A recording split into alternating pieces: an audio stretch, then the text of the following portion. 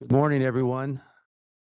My name is Peter Villegas, Chairman of the California State Athletic Commission. I'd like to thank everybody for coming to today's meeting, and also for those online. I'd like to call this meeting to order. First line of business is our Pledge of Allegiance, but I do want to make a special acknowledgement since it's our country's 250th-year-old birthday. Now, this celebration is recognized many figures, but I'm proud during this celebration, they recognize someone from our world, the greatest of all time, Muhammad Ali, during all of their recognition and celebration of this country. Muhammad Ali embodies American ideals such as courage, conviction, freedom, and humanitarian services. So I would really enjoy for all of us to stand up and do the Pledge of Allegiance with a special shout out to one of the greatest boxers of all time who reflects our country. I pledge allegiance to the flag of the United States of America and to the republic for which it stands, one nation, under God, indivisible, liberty and justice for all. Thank you. Mr. Foster, can you take roll, please? Yes, Mr. Chairman. Mr. Burrell, Present. Mr. Fiore, Present. Mr. DeMars, Commissioner Dr. Williams, Present. Chairman Villegas. Present.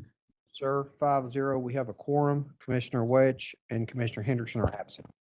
Thank you. First item on the agenda is the review and possible action to approve our March 9th, 2026 commission meeting minutes. Motion to approve. Thank you. Do I have a second? Second. Any public comment from those in attendance or online? Hi, this is the moderator. If you would like to make a comment on this agenda item, you may look for the raise hand icon at the bottom of your WebEx screen. We are displaying instructions and we'll give you a moment.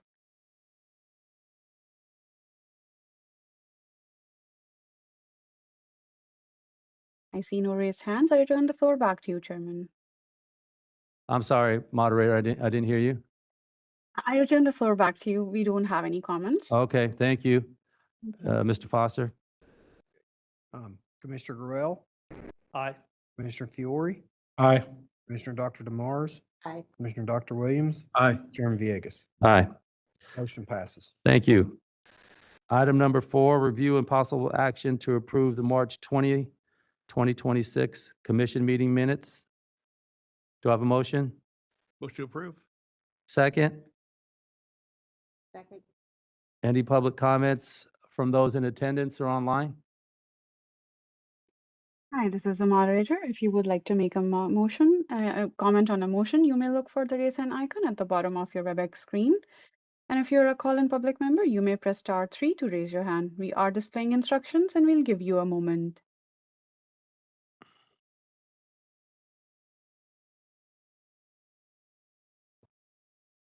I see no comments. I return the floor back to you, Mr. Chairman. Thank you, Mr. Foster. Commissioner Burrell, Aye. Commissioner Fiore, Aye. Commissioner Dr. DeMars, Aye.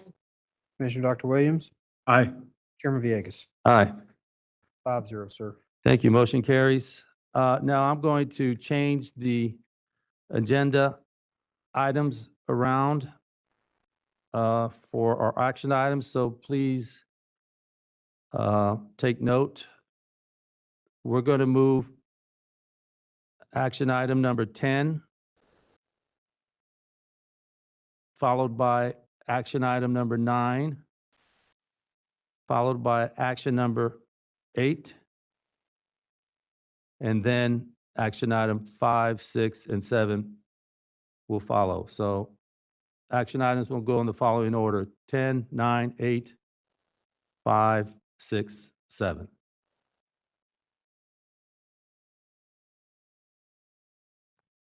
Action item number 10, review, discussion, and possible action regarding Raul Gaiz Senior renewal application for boxing judge per Business and Professions Code, Section 18662. Is Mr. Raul Kais Senior on the line?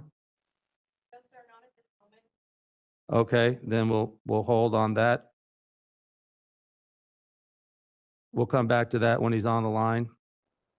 Action item number 9, review, discussion, and possible action regarding Raul Kais Jr. renewal application for boxing referee per Business and Profession Code, Section 18662.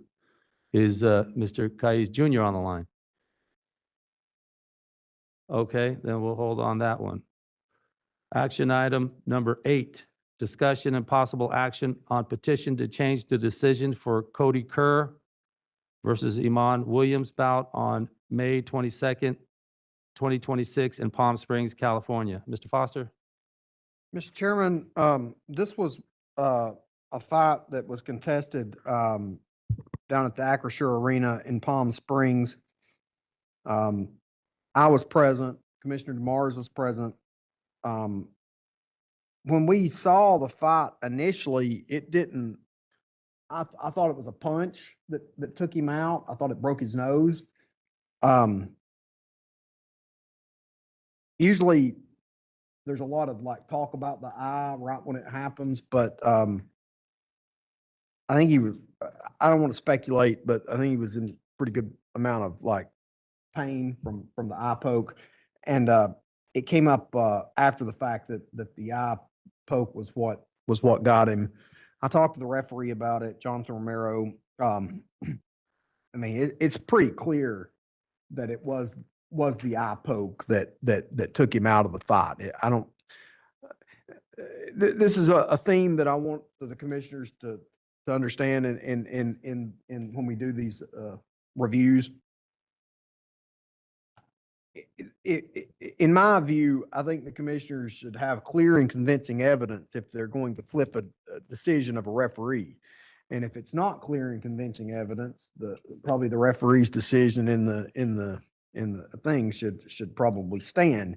I think that this is relatively clear and convincing evidence.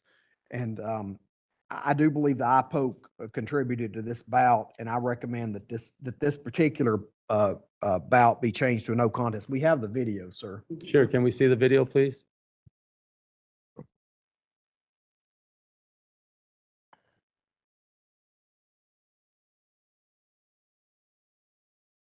Williams, one of the great pro boxing heavyweights of the 1990s and early 2000s. Round 2. Now forward comes Iman Williams. Double overhooks from Cody Kerr, gets the separation from Jonathan Romero. Jeremy Williams trying to keep his son Iman calm between rounds 1 and 2. Calm and smart. Left hand off the mark from Cody Kerr. And look at, once again, the good eyes of Williams just backing out just enough just to stay out of range. Iman Williams, Chris, in our fighter meeting said Cody Kerr will stay long and then lunge in, and that's exactly what we're seeing, but Kerr is having success doing that. Yeah, I mean, fast left hand from Williams. He's difficult to counter. He's pulling just enough, and he's getting off. With the offense, it makes it very difficult to counter him. Just keeps throwing punches. Step jab from Williams, and that stiff jab drops Cody Kerr. Very accurate punching from Williams. He was waiting for the right time. Oh, wow, that's it. Jonathan Romero breaks up his count. He stops this fight. I mean, Iman Williams now 3-0 in both PKFC.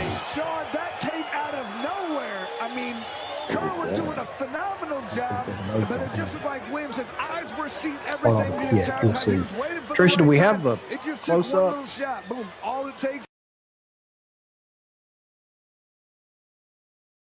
If this doesn't work for you, we promise.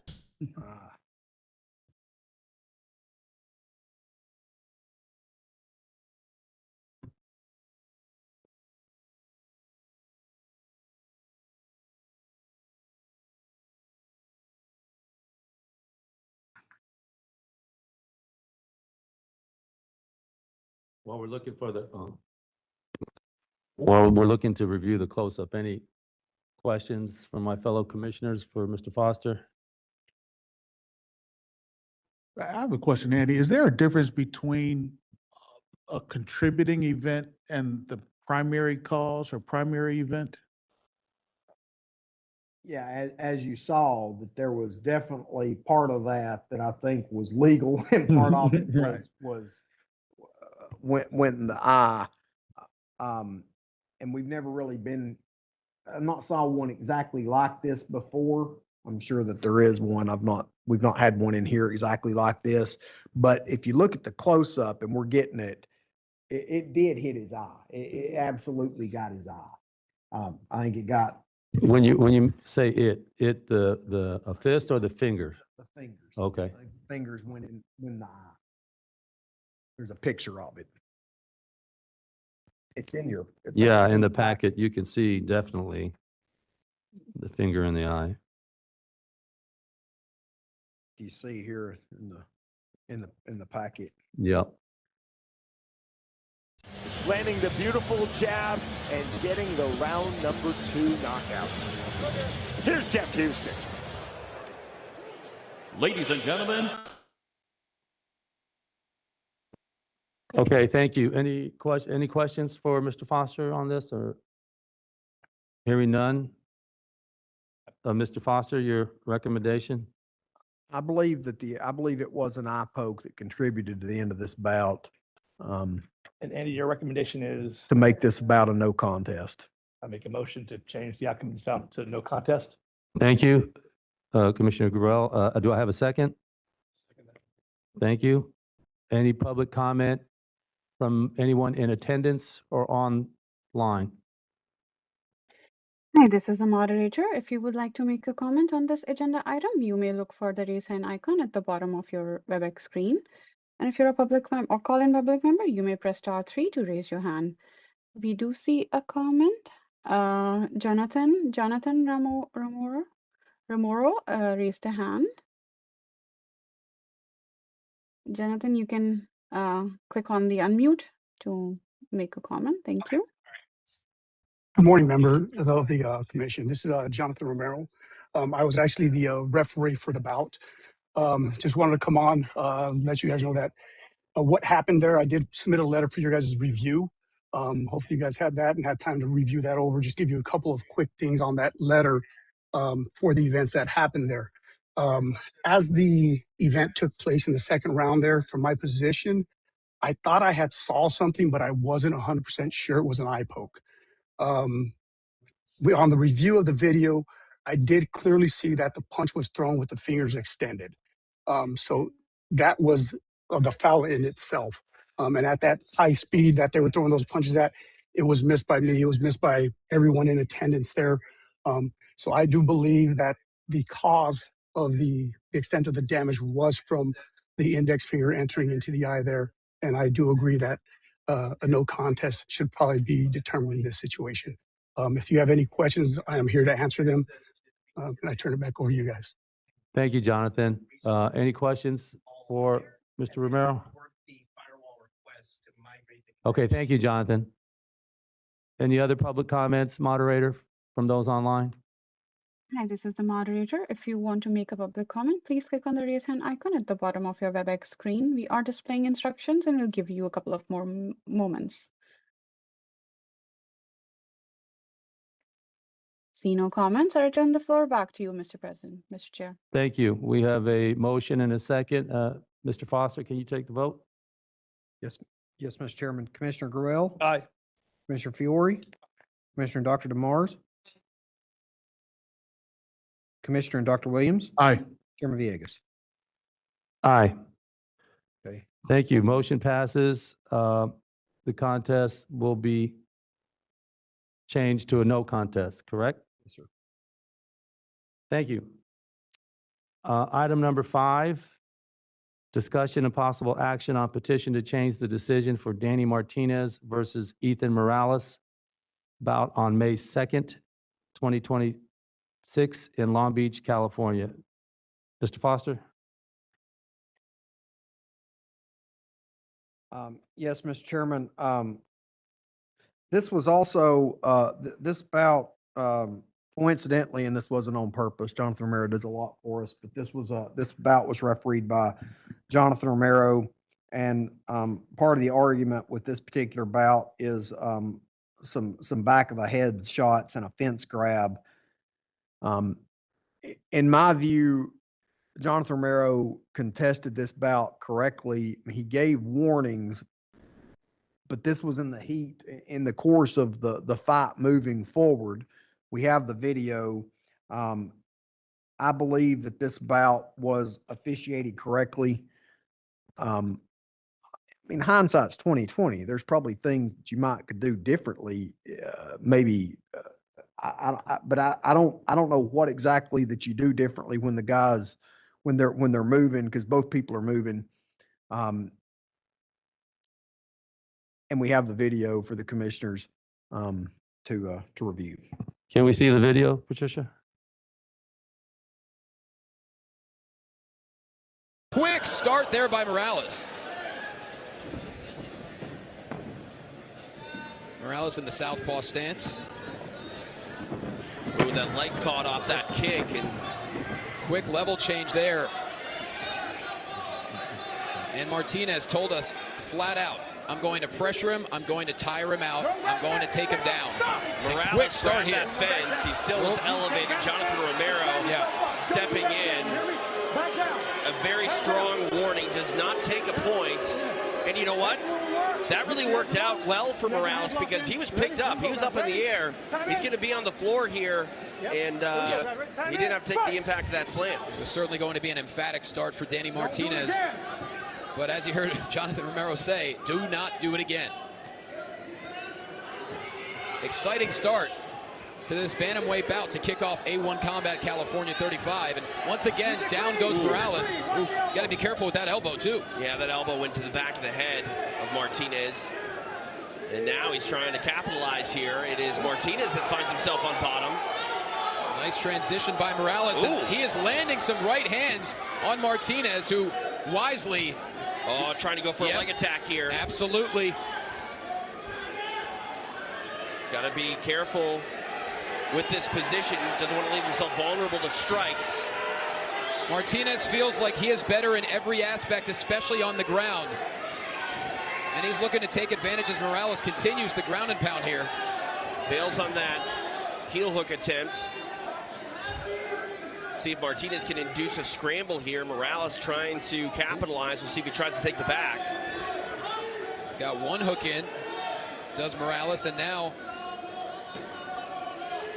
looking to follow up, and he told us flat out, my ground game needed to improve, and thus far successful. Yeah, he's got that right hook in, trying to put in the left. Morales was a standout wrestler in high school, but he's been putting a lot of work in on his boxing at the Diaz training camp, and those right hands are being fired with urgency. Yeah, Martinez needs to try to do something to get out of this position. He's not really showing a lot of defense here. Jonathan Romero getting very close. Saying, show me something, Danny. He's cut open as well. And we're only halfway through the first round. Ethan Morales, what a quick turnaround from the opening moments. And we mentioned Martinez, a black belt in jiu-jitsu, but Morales has been unrelenting here in the first round. That's it. And that is it! The biggest letter E scores the big. Thank you. Any questions from my fellow commissioners for Mr. Foster? Andy, can you explain one more time your recommendation? My recommendation is to leave the fight as it was. I believe Jonathan Romero officiated this. We saw this play out in mixed martial arts. This looks pretty normal. This doesn't look anything abnormal to the way a fight plays out. That strip in the back of the head that we're talking about, the way that we're taught, we teach the referees and the fighters, if you catch any part of the ear, that's good. If it hits back here, as long as it's not that strip about 2 inches down the back of your, the soft part, you can feel the back of your head. As long as you're not hitting that, you're hitting skull, usually good. We try to tell them catch an ear, and that's, you could see, at least I could see from the video, I could see that the fighter was attempting to catch the ear. It looked like that to me. It looked like he was targeting the ears, and there were a few that got through. it wouldn't be correct to say that there wasn't a few that got through. But is it enough to flip something um, at the beginning of the thing? The only, and my recommendations stand, in hindsight's always 20/20. He gave them the position that he would have got from the takedown. Okay. He did mitigate the slams effect, which I don't think is not that much or whatever. He could have took a point, but if you take a point, it's essentially one or two things. You're either going to take the point and you start him back standing, or you give him the position. It's one of the two, but you don't get both usually, not unless there's a severe foul. So I was comfortable with what Mr. Romero did. Okay. Thank you, Andy. Do we have anyone from Mr. Martinez or Mr. Morales's position online or in person? No? Hi, this is the moderator. We do have a comment. We do have a raised hand. If you would like me to go ahead and take the comment. Please. Okay. Franklin, you're going to be seeing an unmute request on your screen. Please click on that to make your comment. You have 3 minutes with the 30-second warning to make your comment. Thank you. Can you guys hear me? Yes. Gentlemen, thank you very much. I am, unfortunately, we are in Zoom meeting because the meeting changed 2 or 3 times the date, and I was out of the country, and unfortunately I couldn't make it.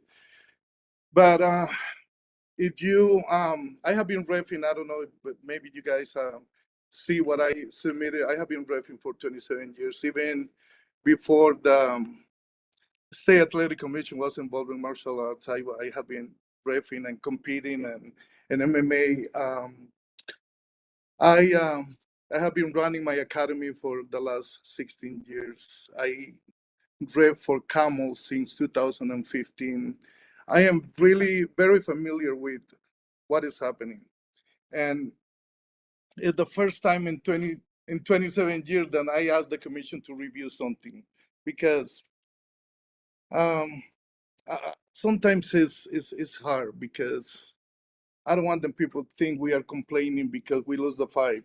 We are actually doing this because I believe that the ref made a couple of mistakes, and Mr. Foster mentioned something that he put Danny in the right position. Then the referee made the right decision, but the grabbing of the fence, the rule number 14, the grabbing of the fence, the referee should issue a point deduction where the foul causes a substantial effect on the fight. Morales hold the fence and stop Danny from taking him down or even slamming him on the mat. That was, did you see the PowerPoint that we submit? You can see that, and it's like Mr. Foster say, it's hard to do it, and you know, it's a fast fight. But Danny was mid-air with his opponent. He grabbed the fence, and then if you notice, then Mr. Romero didn't put the fight in where he thought was the right place. He actually, the fighter that commit the foul, choose where to do it. He's the one that choose where to sit against the fence. And Mr. Foster, I know you're a fighter. You used to fight. I actually saw you fight in Costa Rica. 30 seconds. You know that the fence is a tail leg for us. And then having the fighter that is mid-air, getting his back against the fence, I think is unfair for Danny. And then if you check the PowerPoint, every single time that Danny got hit in the back of the head was like, he was pretty much done after the first minute. There were so many times in the minute number 440, 430, and Thank you, Mr. Aguirre. I see no other comments. Mr. Chairman, you can get the floor back. Thank you. Thank you, moderator. Do I have a motion for Mr. Foster's recommendation of keeping the decision as is? I So- think we keep the decision as is. Second, Second. any public comments from those in attendance or on the line? Hi, this is the moderator. If you would like to make a comment on this motion, you may look for the raise hand icon at the bottom of your WebEx screen. And if you're a call-in public member, you may press *3 to raise your hand. We are displaying instructions and we'll give you a moment. And I would like to mention there's just one one comment per agenda item. So if you have already made a comment, you would not be unfortunately allowed to make another one. Thank you. I see no other raised hands. I return the floor back to you, Mr. Chairman. Thank you, Mr. Foster. Thank you, Mr. Chairman. Commissioner Gruelle, Aye. Commissioner Fiore, Commissioner and Dr. DeMars, Aye. Commissioner and Dr. Williams, Aye. Chairman Villegas. Aye. Thank you. Decision stands. On the next item, discussion of possible action item on petition to change the decision of, excuse me for this, Nkuda versus Adriano Moraes, bout on May 16th, 2026 in Inglewood, California. Mr. Foster? Mr. Chairman, I think a lot of us were there at at this particular fight. This was a Netflix card, the MVP promoted. And this was the fight where I think it's fair to say Mr. Nkuda was winning, at least in my view, winning pretty big going into the very end of round 3. And he, in my view, he took like some maybe what I would consider unnecessary risks and wanted to put a stamp on the fight, and it caused Mr. Moraes to get a position, took his back, and Mr. Moraes quickly put in a choke, and we're at about like maybe about 9 seconds left in the fight. The choke is in, and this becomes a question as to when did he fall asleep? When did he get choked unconscious? And you're probably going to hear that Mr. Moraes held the choke a little bit long. There's no doubt. You're getting no arguments from me that happened. Now the question is, how long did he hold it? Well, they're told, the fighters are told in the back over and over and over, don't stop until the referee tells you to stop. Hold it until, we saw that go south. But really, the best evidence for me, for the commission, and I couldn't have said it better myself, comes from the attorney for Mr. Nkuda, and I'll just read you this line here. Mr. Dean's position that Mr. Nkuda may have been unconscious prior to the end of the bout is speculation at best. Mr. Deans further stated in his public interview with Errol Hawani that at the time of the choke, he was focused on Mr. Moraes' grip as opposed to focusing on Mr. Nkuda to determine if he was unconscious. It is just as likely that Mr. Nkuda was conscious at the end of the bout and was only rendered unconscious after Mr. Moraes illegally maintained a submission for multiple seconds after the bout. To me, this is a very eloquent way of saying we're not sure. It was just as likely he wasn't. To me, we watched this replay. I bet I've watched it 80 times now. We've watched it over and over. I still am not sure when he went unconscious. And when we're not sure about something, it needs to be clear and convincing evidence if this commission is going to flip a fight, in my opinion. It needs to be very clear. I can't tell you in any definitive way at what point are we flipping the fight. What I can tell you is Mr. Nkuda would have won that fight had he not been choked. I can tell you that. That was going to happen, okay? And the question for the commissioners is, and you can watch the tape and you can watch the thing and get your own opinion, is at what point was he unconscious? And I think another point is, do you think Herb should have charged him with a foul for holding it. I've heard the word 2.15 seconds long. Wasn't sure it was that long, but let's assume that it was 2.15 seconds. I don't know if it was that long, but let's make that, because that's what I was told. I've saw fights like this, and I know you all have as well, where this happens quite frequently. So the question's up for the commissioners, but my recommendation is that we have to maintain what the referee called that night. We went to replay. We watched it many times that night, and we still couldn't determine. And so, Thank you, Mr. Foster. Yeah, it's important to note also that the instant replay, which this commission installed recently for this kind of reason, was utilized, and it was confirmed watching the instant replay that Mr. Nakuda was unconscious at the bell. Can we watch the video, please, Patricia?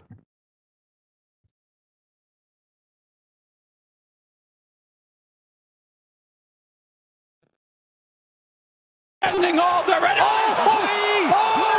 Marias immediately takes the back. Seconds left. Marias looking for the rear naked choke. High drama. Nakuda survives an incredible sequence. Finish the fight and Nakuda's out. Nakuda's out. Nakuda's out. Are you kidding me? Mamma mia! Wow! Incredible finish to the fight. Any other questions for Mr. Foster from my fellow commissioners?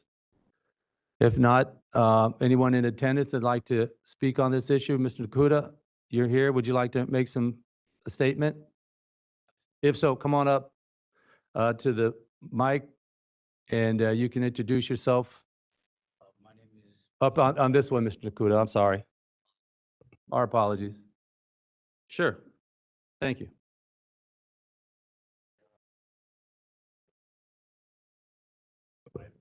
There you go. Thank you. I guess just from my position, Foster made a good point. Like, I was clearly up on the scorecard. The first time fighting in front of a big crowd, so you want to make a stamp. My first time even getting an opportunity at a big show, having been 11-0. So from my perspective, it's like, wow, I really have to put a stamp on this show that I belong, whether it's on the stage of MVP or the UFC, especially against a guy who would beat Mighty Mouse.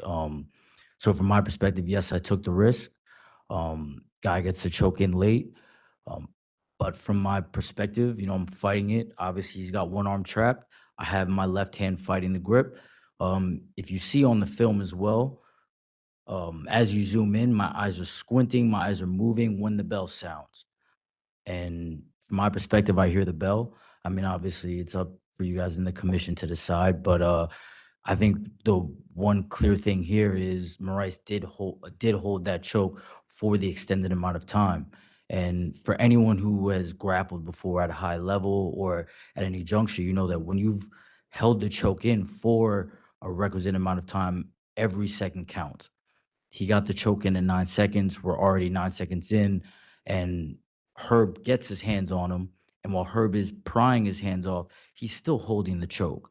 Now, if he'd let go immediately, I feel like we would have a clearer distinction. Okay, he was unconscious. But Moraes, in my opinion, clearly committed a foul. Herb gets on him, tries to rip his hands off, and he continues to choke. From the back, they say, look, hold on to whatever or keep fighting until I stop it. Herb did try to stop it, and Moraes still continued to hold the choke. So I guess from that perspective as well, like, I just kind of look at it like almost like he got away with one, just from my perspective, in that if he had let go when Herb originally had stepped in and tried to pry his hands off, it would be one thing. But because he had held on for that requisite amount, I feel like it makes things, even worse. I feel like I almost kind of did dirty because of that foul. And on top of that as well, I don't know if maybe you have it in the package that we sent, but we had a timer that went off when the bell actually went on, or bell went off at the end of the round, to then when he actually had let go of the choke. And that's where we had gotten the 2.15 seconds after the bell had already sounded when he was holding the choke. I mean, 2.15 seconds when you've already been in a choke for 9 seconds is a long time. You know, that's enough time to put somebody out, from my perspective. So I just believe that the foul was clear on Moraes' side. And look, I'm an honorable fighter. Like, I don't think I would be here traveling from Vegas if I didn't think I was done dirty in some way, or, you know, if I didn't believe that I had some sort of fight in this case. But I just think the combination of the 2.15 seconds from by the time the bell sounds to the time he finally lets go, along with the combination of Moraes holding that choke after Herb Dean is trying to pry his hands off. I mean, that's the only reason why I feel like I believe I have some dog in this fight. And that's from my perspective. You know, I just to work so hard my whole life, have an undefeated record, finally got an opportunity on a big show. This is my big showing. It would be unfortunate if it just got stolen from me from a foul like that, you know? So that's why I just believe I had to show up in person and at least give my perspective on the bout. Thank you very much, and thank you very much for showing up in person. It's very admirable and shows the integrity that you have. Thank you. Any questions? I have a comment on it. Probably the only person up here who's been both choked out and choked other people out. Yeah. First of all, you had a really good fight. We watched you in person. Nobody's going to forget you, so you don't Thank need to worry about that. Thank you. As far as the referee's decision, we asked the officials to make a judgment call under very difficult circumstances. You're there. There's millions of people watching you. Yeah. And to change somebody's decision, it has to be really egregious. And I'm sitting here thinking about choking people and how fast your reaction time is in that. Is holding something for 2 seconds when he's under just as much pressure as you, a real egregious, deliberate foul. I just don't see it that way. It doesn't mean you're not a great fighter. It doesn't mean, I mean, everybody will remember it because we're like, oh my God, it's so close. And Herb had to make his best decision under circumstances, and that's what he did. Thank you, Commissioner. Any other questions? I just want to thank you for coming. We actually spoke in the elevator. Yeah. After the fight, and you were passionate then, and you're passionate now. And all I could think of is same thing I told you that night, which I know that I and probably everyone in that arena wants to see you fight again. And we all saw what an amazing talent you are. And these are just tough decisions to make in tough circumstances. But having been in that night with the officials, I do think we got the call right with the information we had at the time. And so, one, thank you for coming this long way. I really appreciate it. And again, I look forward to seeing you fight in the future. Thank you, thank you, Commissioner, and thank you, Mr. Nakuda. Again, you know, our responsibilities are for the fairness and safety of all fighters and participants, so that we're committed to that.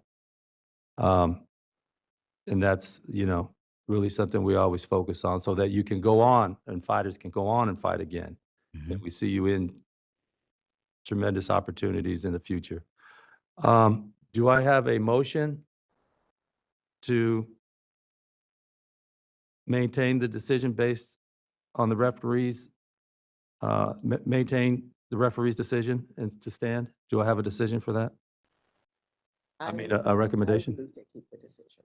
Okay, do I have a second? Second. Also move for a remand. Any public comment from those in attendance or on the line? Hi, this is the moderator.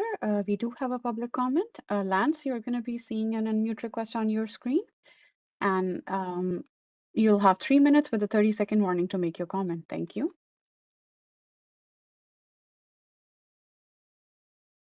Good morning, Commission. Can you hear me? Yes, please go ahead. My name is Lance Spouty. I'm a representative of Mr. Nakuda, part of his management team. I have one question, and then I would like to get into a little bit of discussion of what the Commission has already covered. Mr. Foster, do we have the full scorecards for that bout? I know you had said you believed he was winning, but do we have the actual scorecards of the first, second, and third round?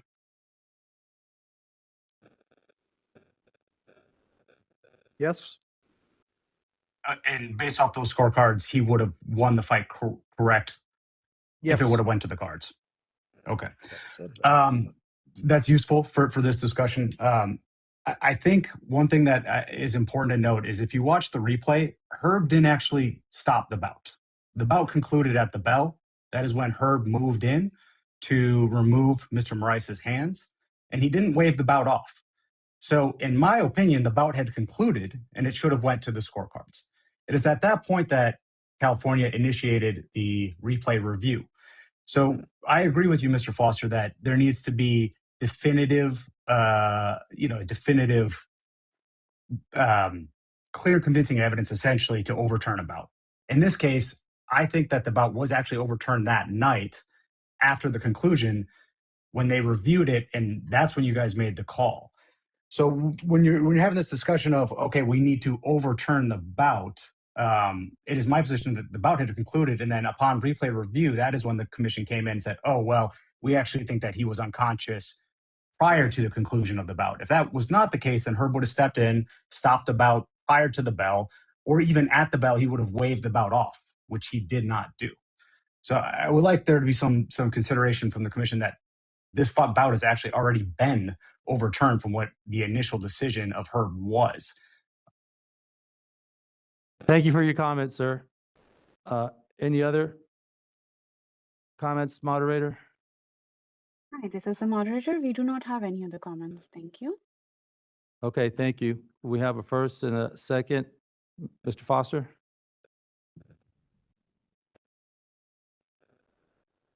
Thank you, Mr. Chairman. Commissioner Gruelle, Aye. Commissioner Fiore, Commissioner Dr. Mars, Vice Chair Dr. Williams, Aye. Ken Villegas. Aye. Motion carries. I'm sorry, I know that's not the decision you were hoping for, Mr. Nakuda, but we wish you much luck in the future. And thank you for coming. Thank you.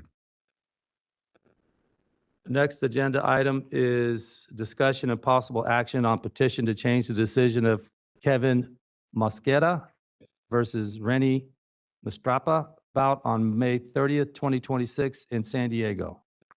Mr. Foster? Mr. Chairman, in my opinion, this is the weakest of the petitions, but they do get to come.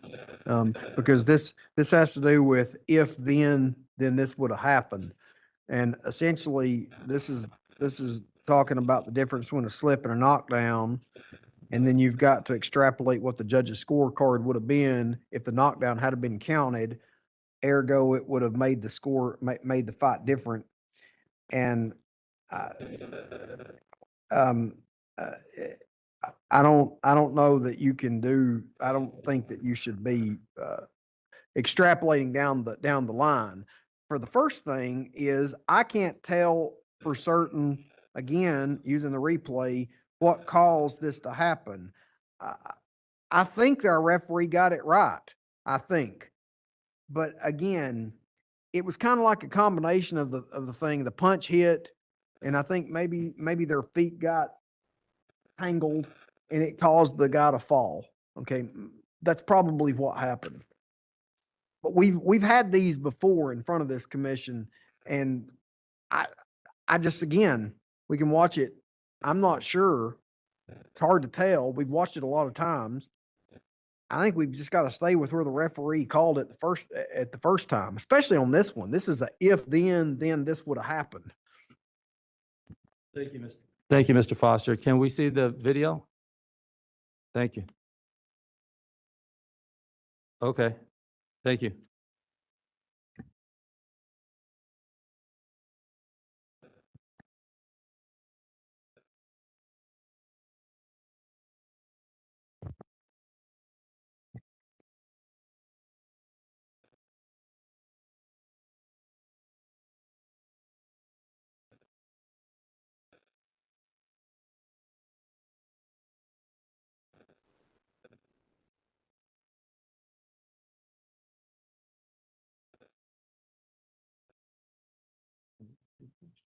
You know, show it again, Tricia.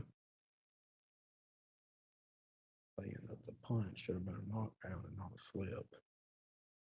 And yeah, slow it down. It's hard to tell.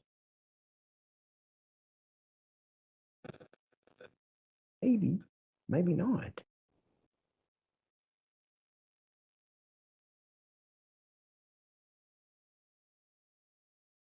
See. But he's shaking his head.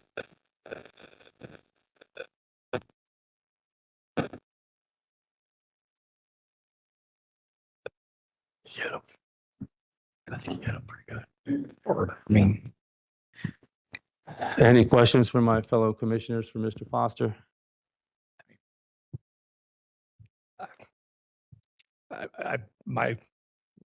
It really feels like he hit him pretty solid there from what I'm watching, and to have that kind of face contact, there's no doubt he hit followed it. by a slip would be such a that.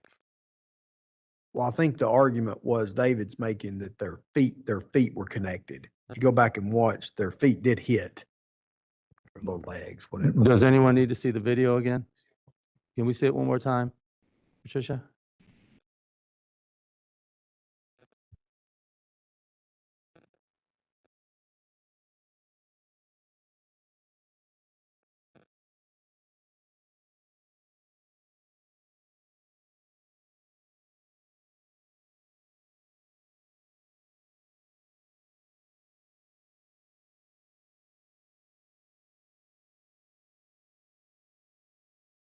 One more time, Patricia.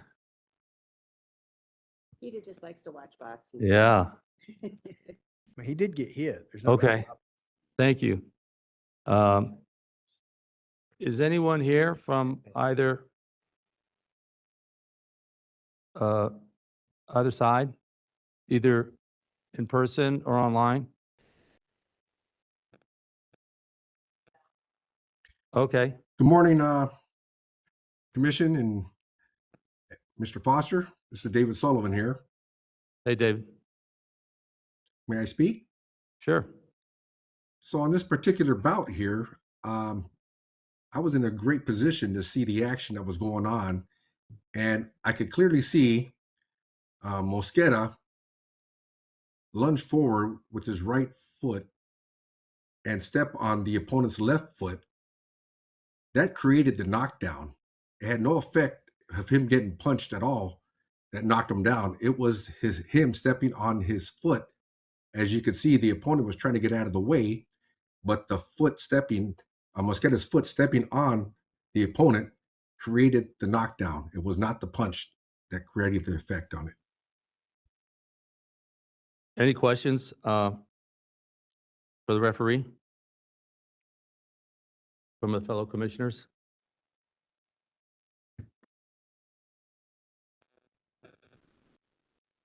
Hold on, David. Are you saying that you called it a knockdown, but now you're saying it's a slip, or vice versa? No, it was not a knockdown. The punch Okay, had so no you effect. called, okay. Okay. Thank you. Anyone else, moderator, online to speak on this issue? Hi, this is the moderator. If you would like to make a comment on this agenda item, you may look for the raise hand icon at the bottom of your WebEx screen. And if you're a call-in public member, you may press *3 to raise your hand. We are displaying instructions and we'll give you a moment.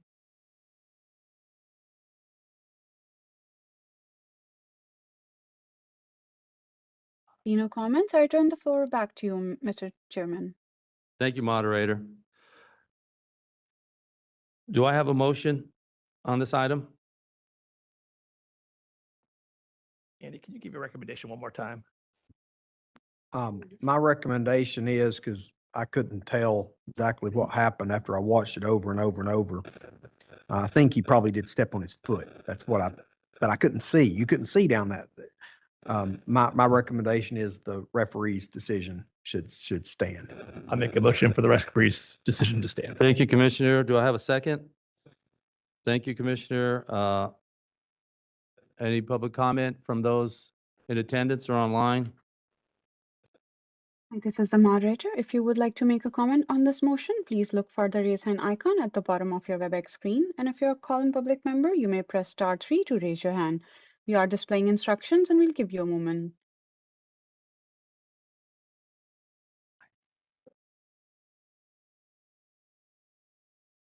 See no raised hands or comments. I turn the floor back to you, Mr. Chairman.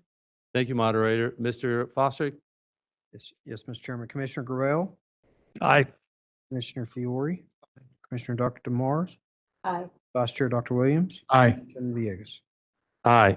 Thank you. Motion carries. The decision stands.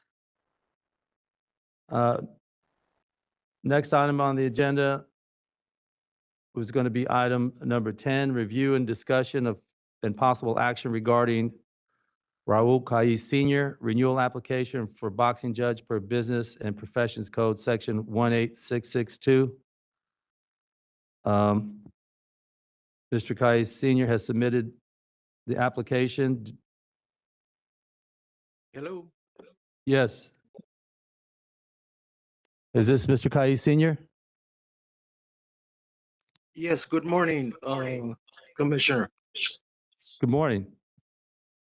I apologize for the delay of getting on, but we were having technical difficulties. So I apologize to the Honorary Commission and to Andy Foster, the Executive Officer. No worries. Any comment, Mr. Foster, any comments or a motion? No, sir. Mr. Ken.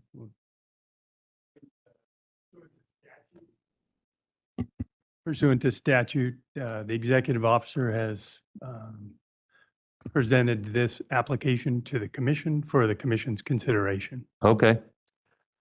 Mr., do we have a motion to approve?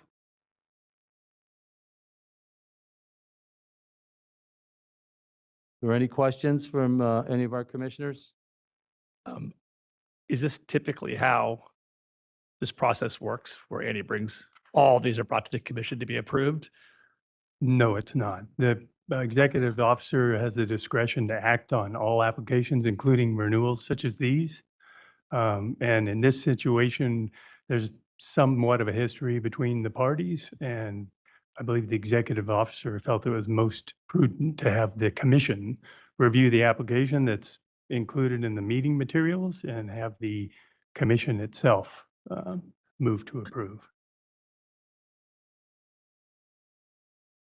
And what happens if we don't make a motion to approve?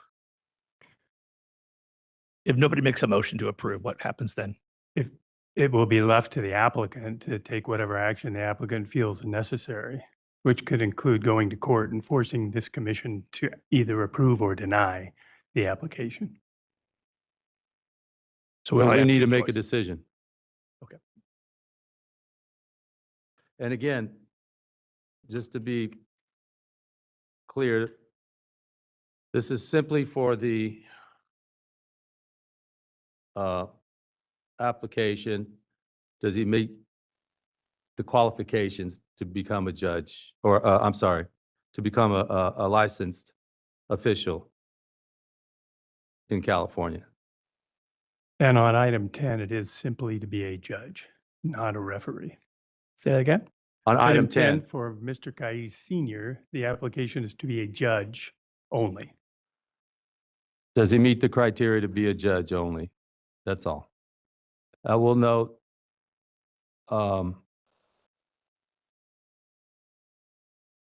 that the selection or approval of a licensed official, including judges and referees, should, the assignments are made solely at discretion of the commission through its duly authorized executive officer. This is just to decide, do they meet the requirements and criteria to become a judge or a referee?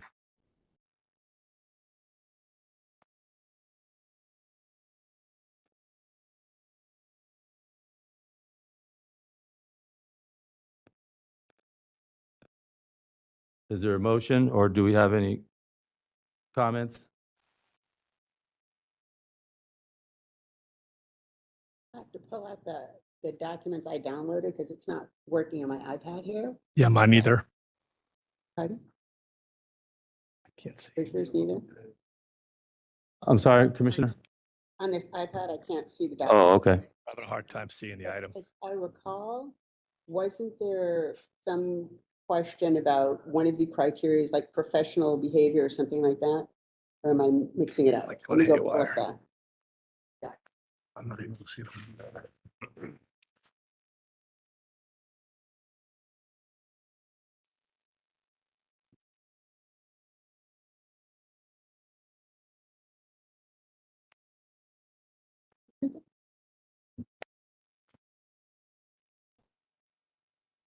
So your question, Commissioner, is on the application itself, correct? Oh, I thought we received some materials that gave criteria.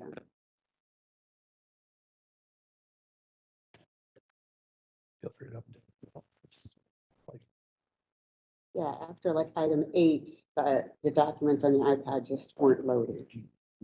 Thank you. Might be a Wi-Fi issue. Yep.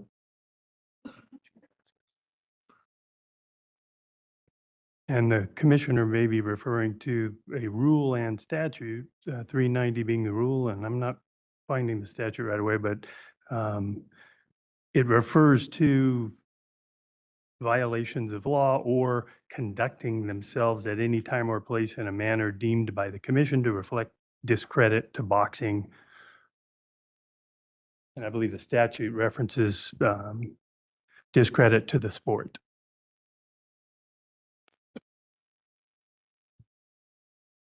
I mean, there's the information that's in the application, but there seems to be a lot of information that may not be in the application, which is the history of the applicant with this commission.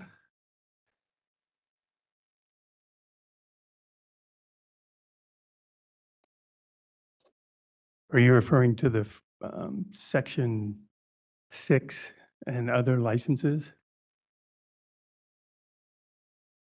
Being a judge in California and Japan? Say that one more time. Page 2 of Mr. Kai Senior's application refers to his experience.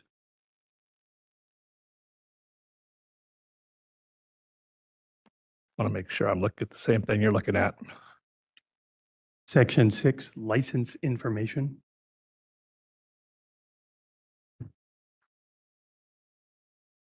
What are you referring to?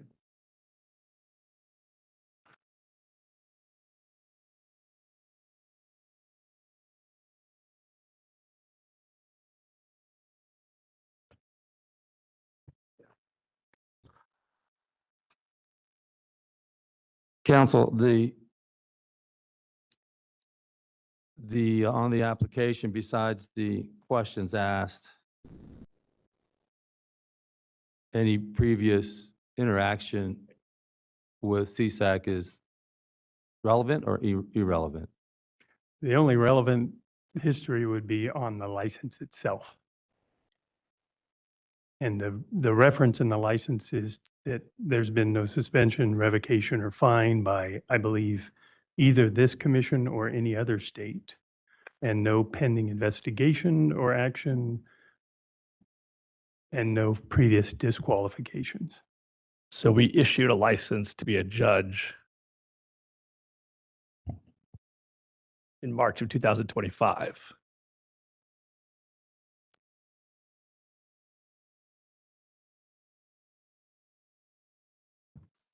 Is that correct? Definitely according to this application, I believe. Is that correct? Yes. But that was the last renewal of this application. By number 16, it says the commission may suspend or revoke an official's license if it finds at any time or elsewhere, and there's a bunch of other stuff. And then the last one says, is engaged in any activity or practices which are detrimental to the best interests of the sport. Correct. And that would be generally discipline on a license. I mean, it feels, if there's some concerns that some information's missing, then this application's maybe incorrectly or partially filled out. But if it's not a complete application, that's something typically that resulted in it being kind of denied without a vote, but it's just not a complete application. If there's something missing or incorrect, any misstatements in the application, that would be a grounds to deny it and allow a reapplication or a new application.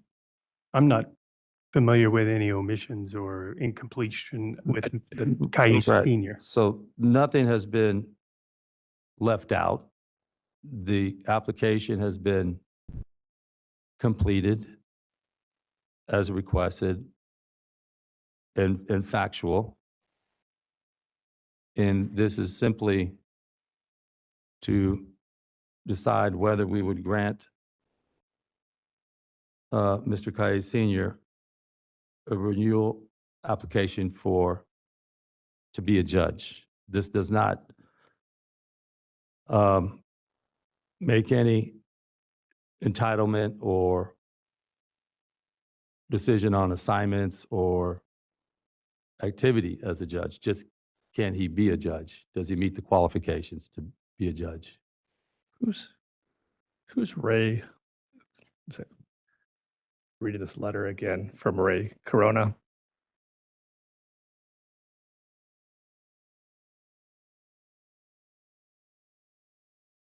I mean, I see, I don't get to review these types of licenses. So I'm seeing it, kind of with fresh eyes. Is it typical that when somebody puts in a license that another individual involved in the sport would write a letter to oppose? Is that something that's typically we see in these licenses? Or is that a unique? Again, the presentation to the commission of a license application or renewal application is far, it's unique beyond, that it's we're an seeing outlier. It's unique that we're seeing a license. Correct. But if I were to grab a stack of all the other licenses we've received, do most of them have letters from other people in the sport asking that we deny the license? That would be a question for our executive officer or staff. I am not familiar with that process either. Is that something we typically see, Andy, when somebody turns in a license application that other folks have turned in letters? No, asking us sir. to deny? This is the only time I can think of that happening. Okay. And to add what the chairman just stated, providing a license doesn't preclude any type of review of that license by the commission at any time thereafter, for any reason.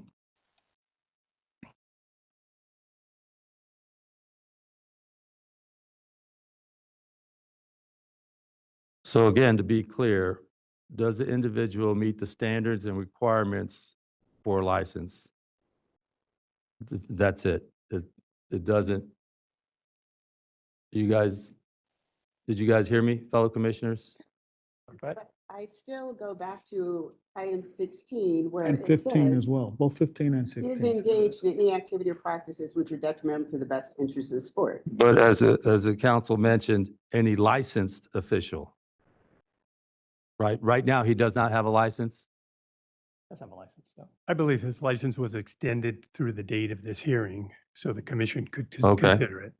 It has not expired. Okay, he's asking for a renewal. Correct.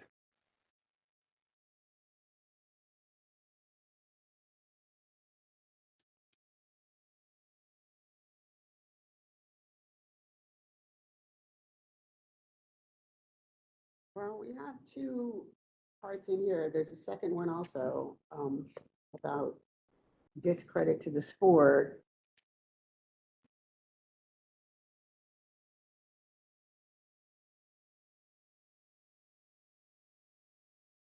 Do we have anyone in addition? So we have one person that said, I think this would be very detrimental to the sport if we continue this person's license. Is that the only person that submitted something, or do we have anyone else? No, there's other information I think that you can get at the back of the room for handouts on comments that were submitted.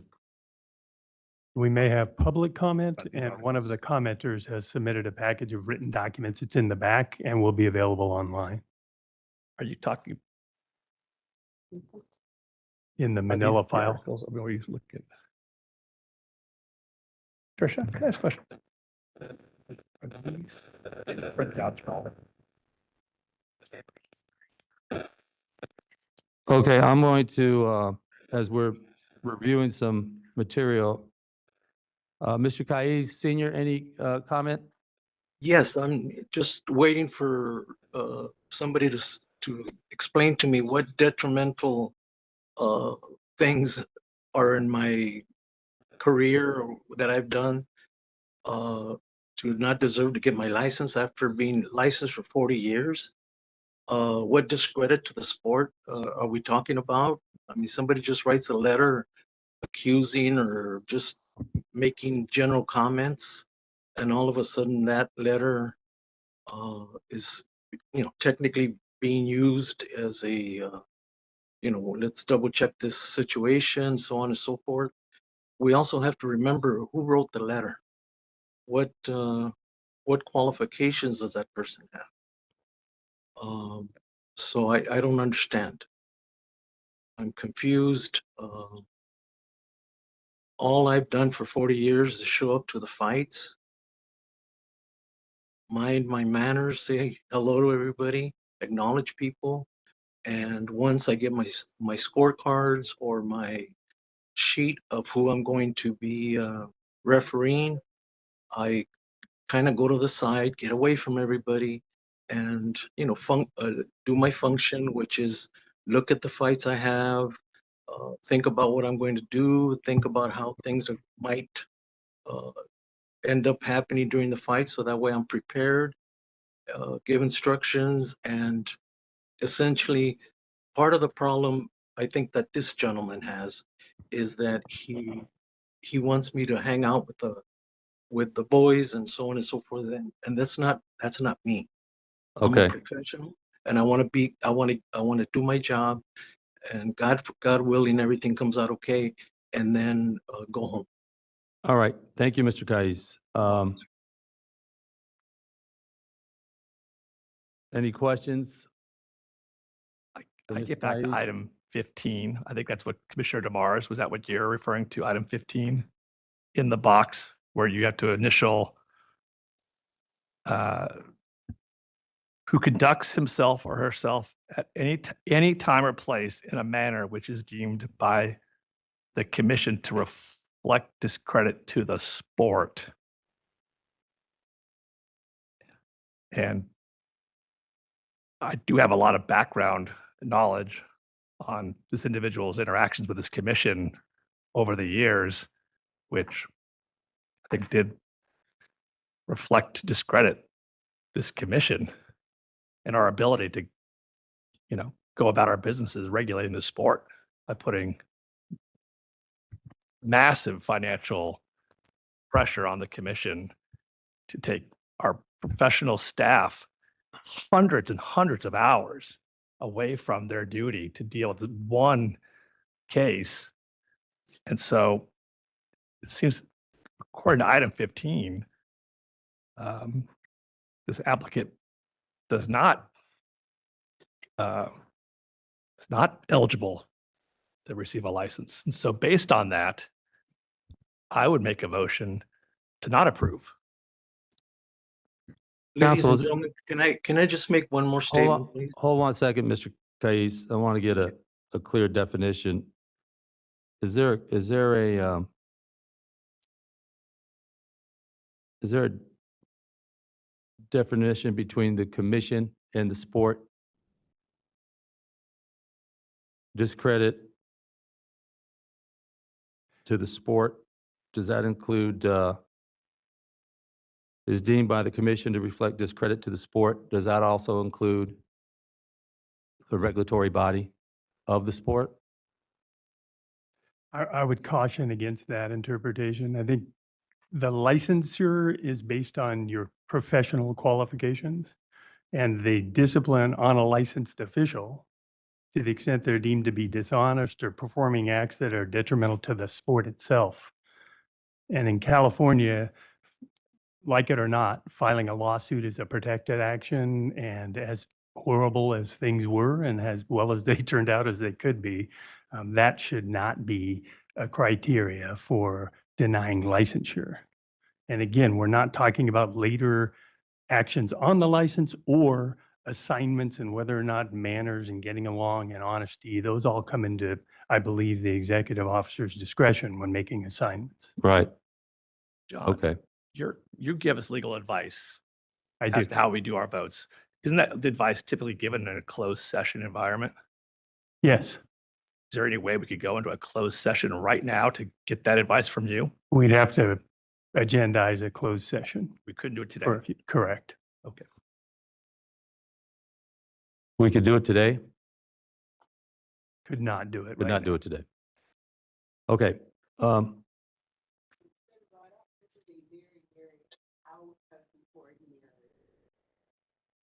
Could we get some more information about, you said there were other important documents here, can you hear them? Sure. Once we go through the process of a motion, a second, and then public comments. Right now, we're allowing Mr. Kais to make a statement on his application. And again, as our counsel mentioned, this is just to determine, does he meet the qualifications of an application? And If there is no motion, then what? then it'll be left to the applicant and his counsel to take next steps. What is next steps? Filing a writ of mandate to force the commission to take the required action on a license. There's no one else that can take this action now that it's been placed before the commission, other than the 5 that are here today. Could an action be to table it until a subsequent meeting? Yes. And given where maybe other items on the agenda land, that may be the preferred course. And he currently has a license, correct? Correct. Okay. So on item number 10, do I Excuse me, have a mo- Commissioner, may I say something? Yeah, go ahead. What is, I don't understand that if the lawsuit that I filed, that we were essentially by law, like the gentleman said, we were able, we brought on, try to bring something to the attention of the commission, of the court, that things were not going properly, and it's our right. And all of a sudden now it looks like we're being, I don't know, retaliated against. I mean, you're like the gentleman said. the No, information definitely. on my I want to be application- clear. We've been very clear. This is solely on your ability to be a judge. You currently have a license. I currently and have no a one- license. No one has and I- taken away your license. This is just to No, I review a understand. renewal application for your license. So Yes, there's sir. no retaliation. There's obviously a lot of questions, a lot of concerns, and we want to make sure we make the right decision. That's it. The right You know- decision, sir, would be to renew my license and essentially look at my record. One, he's been a referee and a judge for over 40 years, never had a problem of any kind with any fight, any officials, any participants, none of the sort, sir. No Okay. problems at all. To the Thank you, contrary. Mr. Kais. Thank you. Do I have a motion to table this item until further date? Is there any more information on it? 'Cause it seems like- Not in the current meeting if we want to table it. If we want to table it and come back and at a separate time, then we can hear all the information and get all the questions answered. If the preference is to make a motion to approve, second, hear the public comment, you vote up or down on that. If the vote is to table at that time, you could certainly table it after that. So we can either hear all the public comments today during this item. We have to have a motion, a second, and then during public comment, we hear everything. And then we make our decision. Or we can table it and at a later time, go through that process. But we can't hear public comment without a motion on the floor to approve or disapprove. The commission may, if it wishes, ask for public comment at any time. We can do that. I'd like to hear public comment if we have people available. Are we do we have to make a decision based on, after we hear the public comment? You can listen to public comment and then decide to table or have one of the commissioners make a motion to approve or deny. Okay. Does everyone have the comments that were submitted in writing? Okay. Do we have, well, we'll do that. We're going to hear public comment now, and then we'll make a decision after some public comment. Then I can limit the public comment, correct? Correct. Do I have to say it at the start of the at the start of when I say public comments, or I can just cut it anytime? It would be best to give them a minute limitation for I mean, each the of number of commenters, the number of people that will comment. we should not be limiting and stopping comment in the middle of the line, if Okay. that's the question. Then I'm going to allow comments for 1 minute from those that would like to make a comment on this issue. Does anyone in the room want to make any public comment on item number 10?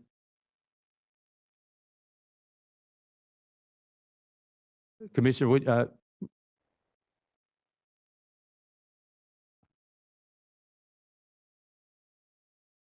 can you be as brief as possible? No? Yes? Okay. And moderator, before we start public comments, is there anyone on the line that would like to make public comment? Hi, this is the moderator. Yes, we do have a comment, a raised hand on. Can you hold them, but just tell me how many? Right now, it's 3 raised hands, and 3 raised hands, 4, and then there are people who keep raising hands as well. So there are 5 currently raised hands on WebEx. Okay, thank you. Okay, Commissioner.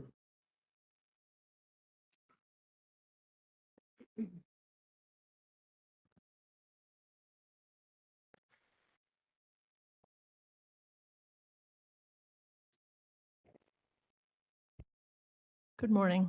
Good morning. Thank you very much for allowing me the time to speak to you today.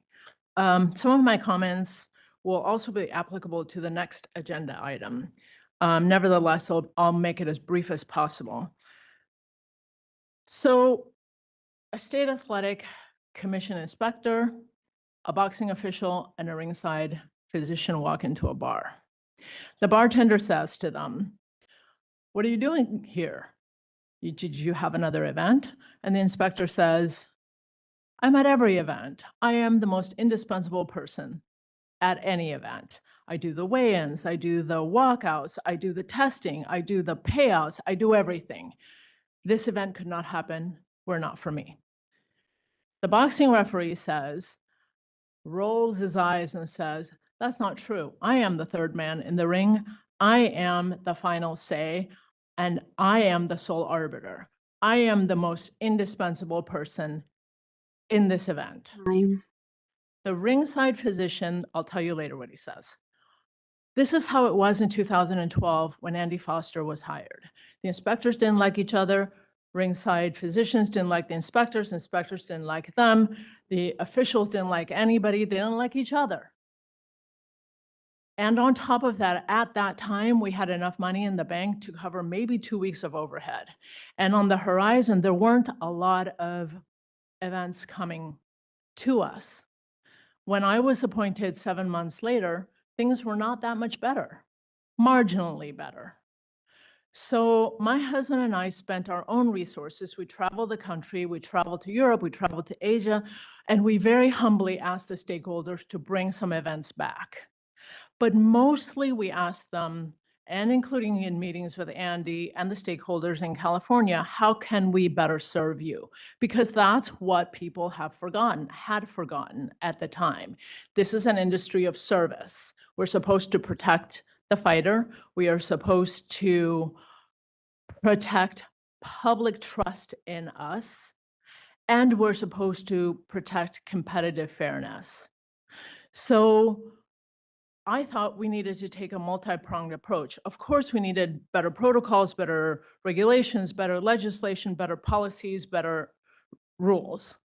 But we also needed a commission that was unified, where people weren't backbiting and people weren't killing each other and people weren't trying to jockey over each other for assignments. It was very hard earned. We had training sessions jointly, we had debriefings jointly, we even had parties after the events where people would come and talk. This worked until 2018, when a lawsuit was filed against the commission.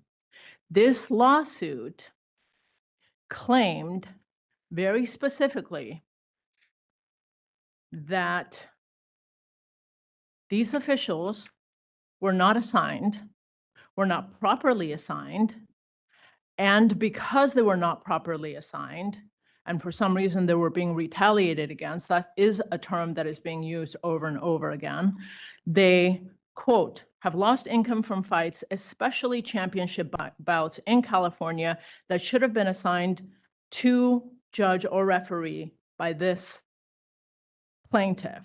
They lost prestige and publicity from not refereeing or judging a number of championship bouts commensurate with the plaintiff's skills and experience, and therefore lost all kinds of opportunities.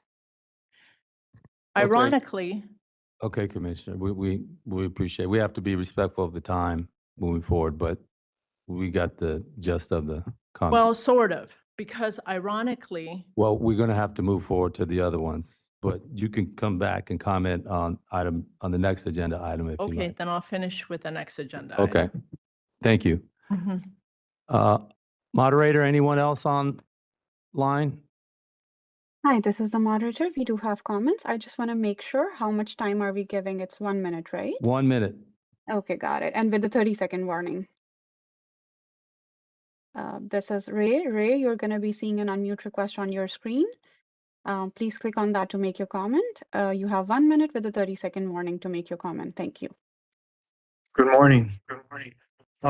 Since my name was brought up, I wanted to speak more on Junior. Okay, But, this is on item number 10, which is Well- senior. Okay, well, real quick then, when Armando Garcia was executive officer, they had it all. They had it all. Nobody complained. We kept our mouths shut. Now that Mr. Foster is sharing the wealth, now it's not going nowhere. They're gonna file a lawsuit and lie on a man, not to mention the 30 commission. seconds. And one last thing, if we allow this man to get his license back, you're telling the referees now and the future officials, hey, you don't like what's happening? Lie on us, make us spend all kinds of money, and you're gonna get your license back. Thank you. Thank you. Next, we have some caller from 73, ending in the number 73. You may press *6 to unmute yourself. Please, you'll see an unmute request on your screen. Please click on that to make your comment. Thank you. Hi, good morning. This is Mike Beltran. I'm the licensed official through the California Athletic State Commission. I just want to know we got very little time. However, I do want to speak on behalf of what is equality. I think that these individuals, specifically speaking about Mr. Raul Caiz and his son as well, which was on the next agenda, have had everything that they could possibly have. I think Mr. Foster has been more than fair with everybody. He has given everybody an opportunity. I can speak for myself that 30 I seconds. started from the bottom and worked all the way to the top to get to where I'm at a world-class level, specifically because of the help of Mr. Foster and how fair he has been with everybody across the board. In addition to that, I do not like the fact that you put a lawsuit on somebody and painting a horrible picture of Mr. Foster being a horrible human being and putting him in a situation that he is not fair to Hispanics. Well, I am Hispanic. I'm a very proud Mexican American. Police officer for 32 years. Thank Next you. up, Thank you, Mike. Jack. Mr. Chairman, should I go ahead with the next comment? Yes, please. Okay, thank you. Jack, you're going to be seeing an unmute request on your screen. Please click on that to make your comment. Thank you. Good morning, Chairman Vegas and Commission. Thank you for allowing me to speak. I'm here because I've witnessed and been a recipient of a longstanding pattern of poor behavior by Raul Caiz Sr. He's displayed hostility, which started very early in my career One of the things he did, he tried to influence an evaluator to get something negatively documented on my official performance evaluation that would have caused me big trouble. Later in my career, he protested and criticized me to a sanctioning body, had me removed from a main event in China, of which he 30 then seconds. replaced me. The point of this is the pattern of hostility towards me and others has continued for decades. There's also been lack of accountability because of his overreach, because connections matter more than accountability to Mr. Cais. There's also been influence and overreach. Raul Sr.'s influence has repeatedly opened doors that Junior's experience has not yet earned. There's been nepotism and preferential treatment. Time. I'm sorry, I'll have to mute you. Okay, The thank you. next comment is from Raul. Raul Jr., you're going to be seeing an unmute request on your screen. Please click on that to make your comment. Thank you. Hello, can you hear me? Yep. Good morning, Mr. Chair and honorable members of the commission. I'll be short as I have my agenda item coming up next. But I just do want to mention that this is very unfortunate, the attack on my father. It's a clear, seems to be orchestrated. There's also some information on some documents that apparently are at the back of the room there that was not put in the materials. I think it would have been fair to allow us to also review those before this meeting. Another thing I do want to respond to Ms. Martha Shenukidis. Actually, camaraderie amongst officials was in a better state in early 2012. And again, that would be her opinion. However, she was not involved in our sport before she became a commissioner. And lastly, I just want to mention a few things on my father. But before I do so, I just want to remind everyone that, filing a civil lawsuit, is a protected activity. By doing this, we were exercising our constitutional rights, but we're now being targeted for asserting them. And this feels like nothing short of vindictive behavior and retaliation. Thank you. Thank you, Mr. Case. I do want to make note that at no time were there any previous discussions with any of the commission members, either individually or together. This is the first time that all of our commissioners are seeing this information firsthand.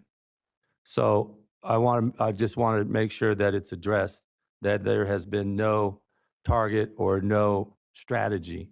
Everyone is receiving their information directly, and they're asking questions that they have the right to ask before they make the proper decision that they choose is the proper decision. So I just want to address that. How many more comments, moderator? This is 3 more comments we see on WebEx. Do we need, hold on real quick. Do we still want to hear some more comments?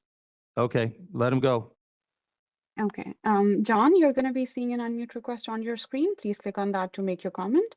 You have 1 minute with a 30-second warning. Thank you.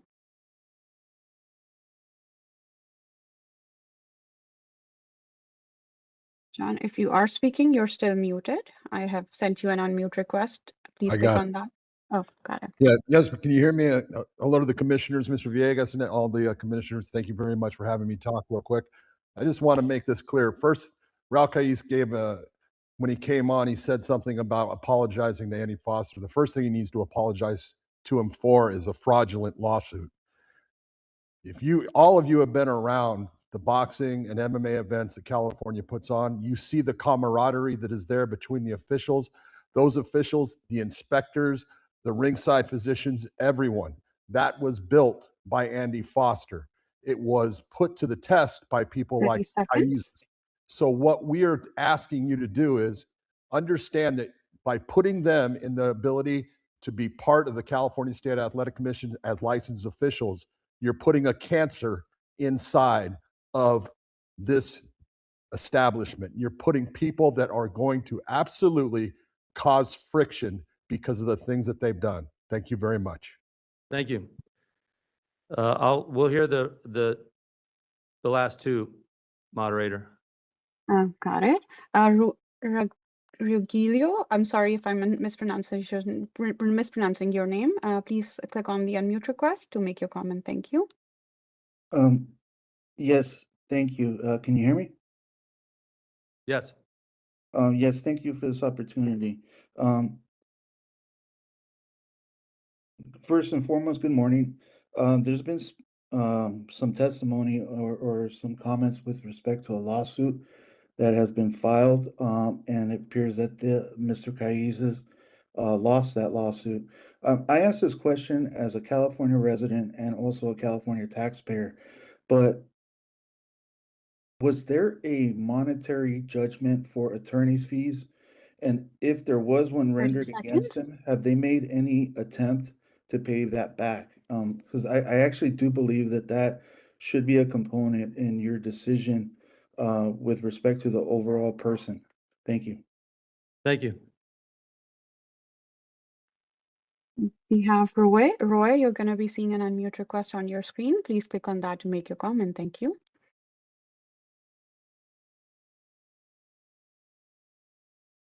Hi, this is Roy Engelbrecht, fight promoter. I have known for 35 years every executive officer in this state. No one has been more fair. No one has more integrity. No one is more analytical. No one is more honest than our present executive officer, Andy Foster. To be sued and what that does to a person and their family should never be rewarded. Thank you. Thank you. Is that it, moderator? We see no other comments. I turn the floor back to you, Mr. Okay. Chairman. Thank you. All right, we've heard some public comments. Again, our decisions should not be based on personal animosity or personal thoughts, but strictly based on our responsibilities as commissioner, which is to adhere to the roles that we were given and criteria that we must comply with. So again, is there a motion to either table this until later for deeper discussion and more information gathered, or is there a motion to move forward? To table it, very much contrary to orchestration. A lot of this information I got just this minute. And I would like to hear more about it. When I see something extraordinarily out of the norm, which is that an application comes to this commission, that people speak against it, I would like to know more about it rather than deciding, in 10 minutes. So I would move to table it. Thank you. Do we have a second?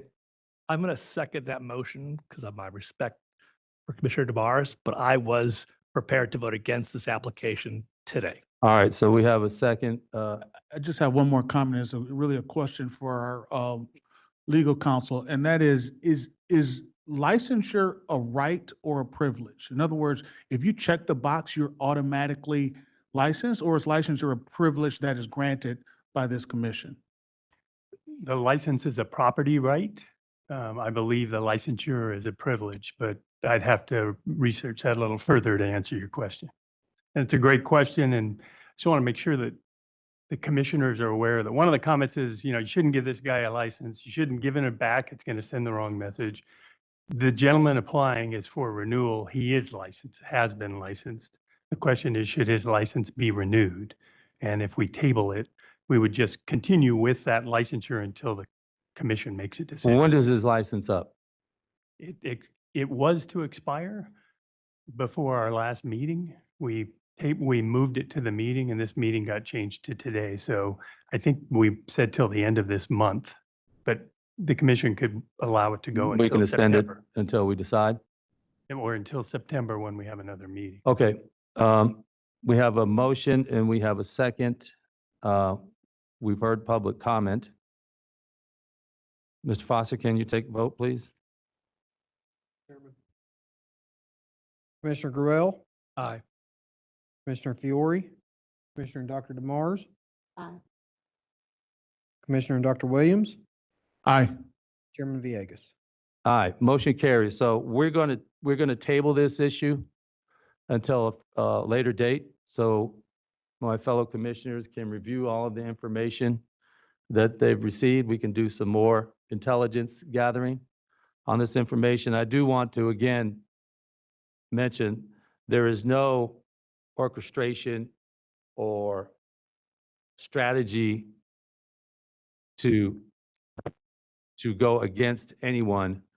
We are simply making sure that we're understanding the information presented, making sure we capture any other information on for or against on this issue. And then once we have received all that, then we'll come back and make a decision. In the meantime, the license will carry until the next meeting. So currently, Mr. Caiz Senior, you still have your license. And then Thank you very much. once we determine the next meeting, then we'll make a decision on the renewal. Thank you. And Okay. To the extent that written materials were submitted today, they'll be put online as well. To the extent, did you hear, to the extent that written material was submitted today, and it will be pulled online for review, Thank you very for much. public review. For the next vote on this, can we have a closed session we meet the attorney? Because I would like to hear from you about We it. can go to closed session now? Not today, but we can certainly perhaps either have a special meeting or we can, before the next meeting, have a closed session item where we discuss this matter. Okay. And so that's item number 10. We'll go to item number 9, the review, discussion, and possible action regarding Raul Caiz Jr. renewal application for boxing referee per Business and Professions Code and section 18662.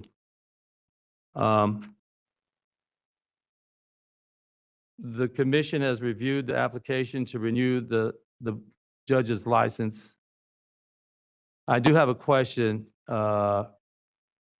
Caiz Jr. It appears there's a misstatement on your pending renewal regarding your residence address. You're welcome to, if you can look at your application, and we have a copy, but we can't give your address out publicly. Is that a commercial address or a residential address? First of all, good morning, Mr. Chair and honorable members of the commission. The address that is on my application is the same address that I've been using for approximately 20 years, so nothing has changed. So is that a residential or a commercial? That would be my mailing address, sir, which would be a street address for a PO box. Okay. We need a residential, so would you, and we can't say it over online and in public where you live. Sure. So would you like to withdraw your application and submit a new application for our consideration with the proper residential address? Because if you submit it now with a PO box, that is, there's a penalty for that. I was unaware of that, sir. Again, I had been using the same mailing address for roughly 20 years. Can you share with me when that changed or you know, why that has now became brought to my attention after such a long period? I can't speak to the previous commission. I've been chair and our commissioners have been here less than maybe 5 years. We could find out on the previous years before, but under this commission, we review all material and do some verification. So speaking on behalf of this commission, we need a residential address. I'd be more than happy to provide that. And just so that way it gives a little bit of understanding, the reason some of us do use mailing addresses for safety and privacy reasons. Will we be assured that that address will not become public record? Yes. Okay. Of course, no public record for your residential address. That's why I don't want to say it because of the privacy concerns. Thank you, sir. Yes, then if that's what you would like for me to do, I'd be more than happy to fulfill your request. Okay, so you'll withdraw your application and submit a new application with the proper residential address, which will be kept private. Correct. Okay. Then we will, won't act on item number 9. Thank you, Mr. Caiz Jr. Thank you, sir. May I give a bit of an introduction and introduce myself before we move on to the next stage? Sure. for those commissioners that I have not had the pleasure of meeting. So as I had mentioned, again, good morning to all of you. Again, Mr. Chair and honorable members of the commission. For those of you that have not had the pleasure of meeting, my name is Raul Kais Jr. I'm a professional boxing referee and judge. I have been licensed with the California State Athletic Commission for approximately 28 years, and my license has been in good standing my entire career. Again, for those of you who I have not had the pleasure of meeting, I come from a family of boxing officials. My father, Raul Kais Sr., who just appeared a short time ago, began his officiating career in the early 1980s and has been licensed with the California State Athletic Commission for over 40 years. I also have a younger brother and a younger sister who both have held the license for approximately 18 years. We are a family of boxing officials, and we collectively bring over 105 years of combined experience serving the sport we love. I have also had the esteemed pleasure of serving as the president of the California Boxing Officials Association from February 2012 to February 2014. And to the best of my knowledge, was the youngest to serve as its president since its inception in the early 1980s. And this is a position to which I was voted by my peers from across the entire state of California. My father, Raul Kais Sr., and I are also two of only 5 instructors in the world for the WBA International Officials Committee, who are tasked with conducting yearly training seminars and mentorship for all of our international world championship level referees and judges. The World Boxing Association is the sport's oldest sanctioning body in existence and was founded over 100 years ago in 1921. My father and I share the distinct honor of being inducted together into the California Boxing Hall of Fame class of 2016. In closing, my father and I were both informed that our executive officer, Andy Foster, asked that we appear before you to approve, deny, or take any action on our renewal applications. I would like to note that in the over 105 years of our family having served as boxing officials, none of us have ever been reprimanded by this commission, and our licenses have always remained in good standing. And I assure you that we will continue to maintain the highest standard of excellence, performance, accuracy, conduct, and integrity through ethical and professional service. Thank you, sir. Thank you, Mr. Kais Jr. So just again, to close,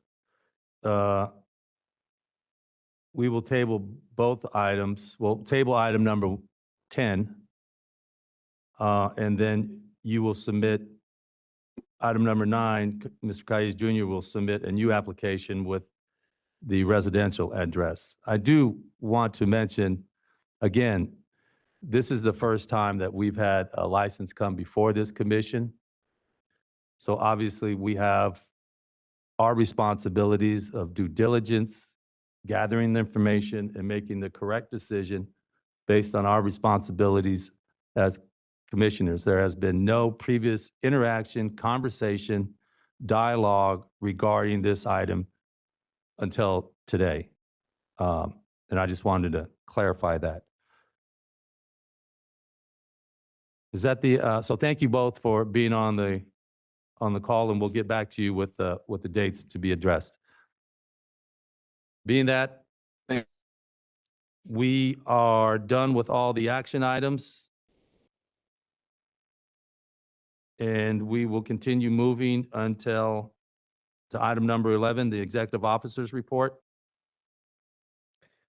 Thank you, Mr. Chairman. The fiscal year is over, ended June 30th. We're in the new fiscal year, but the commission did make its numbers. The commission deposited $2,490,545 to the support fund, $34,628 to the neurological fund, $276,304 to the boxer's pension fund, and $29,604 to the MMA retirement benefit fund. May 29th of 2026, the investment account for the boxer's pension fund was $5,079,000. On May 6th, the commission was notified that the DMV specialty license plate had been approved. The commission needs 7,500 pre-orders. We've not actually began our full campaign just yet, but we're going to begin that campaign, probably beginning with the UFC coming to Sacramento, probably trying to coordinate something there. But once we begin, I wanted to get through the fiscal year because our money was very tight then, move into this new fiscal year, and then actually have some coordinated efforts because we have been doing a lot of different things and we've had a very heavy schedule. But once we coordinate and starts focusing on this, I believe that we're going to try to have some success with that, and we're going to try to be working to coordinate that out. Assembly Bill. Question on that? Yes, ma'am. Well, I know there's an event July 25th, that Napa Knockout. Are you going to be promoting it there? Do you have flyers like this and things to give out there? Yes, ma'am, I do, and we will be promoting it there, and hopefully we'll have a lot of the, we'll talk to a lot of the celebrity athletes at that event to perhaps help us with getting the word out when we begin the campaign. Commissioners, I want to give a little bit of credit. A lot of credit. A lot of credit. A lot of credit to the Department of Consumer Affairs for helping with this project. The press office, Monica Vargas and her staff, and Peter Fournier's been. I mean, this has been a daily task with him and Christine Lawley and the whole everybody at DCA has been very, very helpful, and they really pushed this through. And we couldn't have done this without Consumer Affairs. And beginning on July 25th, when we start educating and talking to the athletes about this, and then we'll get a coordinated campaign together. I'll be coordinating with Consumer Affairs, but we're going to hit this with many different avenues. But I thought it would be better to get through the fiscal year. Let's get through the summer, and then we'll start this up beginning probably here in Sacramento. Yeah, and let me offer our commission's appreciation to Department of Consumer Affairs for their tremendous partnership and support on this. As we all know, we're trying to be very innovative and think of new ways to do certain things. And we're certainly been innovative, and they've been very supportive of that. And as you talk about this and promoting this at the Napa event, I want to give a special acknowledgement to fellow Commissioner Ron Fiore for all of his hard work, tremendous hard work in making this happen. Okay, thank you. So the commission's legislation this year, Senate Bill 2130, was held on suspense, passed unanimously, both policy committees, was held on suspense. Some of the ideas and some of the revenue generation tools were part of the commission or the governor's budget bill language that's been submitted. So not a total loss there. We got some positives out of the language, but just as the commissioner chairman just mentioned, advocacy for these athletes I feel like is important. It's something that I believe this commission does well, and we're going to continue to do that. While we maybe had a draw this year, didn't get it through the legislature exactly, we can try again. And I think trying, if you don't try, you'll never win. So I'm really pleased with really a lot of thanks to Matt Haney, Assemblymember Matt Haney, for helping us and getting this through, and Rhonda Rousey and all the athletes helping us get this message out. And we'll keep trying. Mr. Chairman, we have a status update on the delegated entities. I believe JT Steele is on the line with Camo.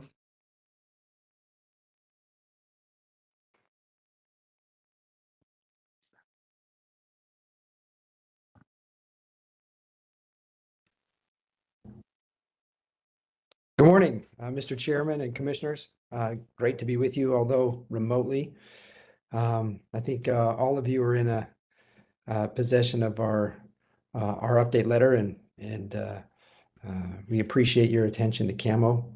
I think there's just probably one thing that I'd like to highlight, just to kind of keep you abreast of the amateur, is that we're releasing a new regulatory platform for camo. It's going to be a technological piece that is going to be that's a long time coming and countless hours of development, but it's really going to be state of the art. I want to keep you abreast of those type of things just so that you understand and are aware that, you know, in your amateur program, we're always looking for ways to innovate and to advance the sport. And some of the things that is going to be coming out that hopefully will launch in the next 30 days in this platform are automated bout agreements. It's going to facilitate and help promoters be able to get bout agreements with their fighters. It's going to allow a streamlined and modernized licensing process for fighters, officials, promoters. It's going to allow digital payouts to officials that are working event and promoters paying their license fees, and a very deep analytical and streamlined data analytics platform, which will allow us to look deeper into statistics, which is always something that we are always looking for in this sport, is looking for data and evidence and ways to try to make our sport safer and better. So we're very, very excited about some of the technological advances that are coming, and really they've only been made possible recently due to AI being able to help us be able to code and build in ways that were just a pipe dream before. So we're really excited about those things. We have now completed half a year. I think we're on pace to do about 90 to maybe over 100 shows this year. So always a great litmus test of the health of our amateur industry. And I'm happy to answer any questions that you have. This is Vice Chair Williams. Any questions from any of the commissioners? No? And then moderator, are there any questions from the public? This is the moderator. If you would like to make a comment on this this presentation, you may look for the raise hand icon at the bottom of your WebEx screen. And if you're a call-in public member, you may press *3 to raise your hand. We are displaying instructions and we'll give you a moment.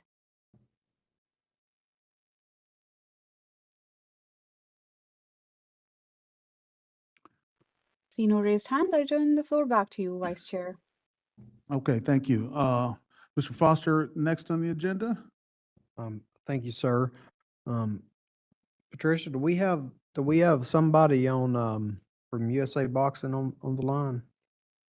He is on the line. Okay. Mike?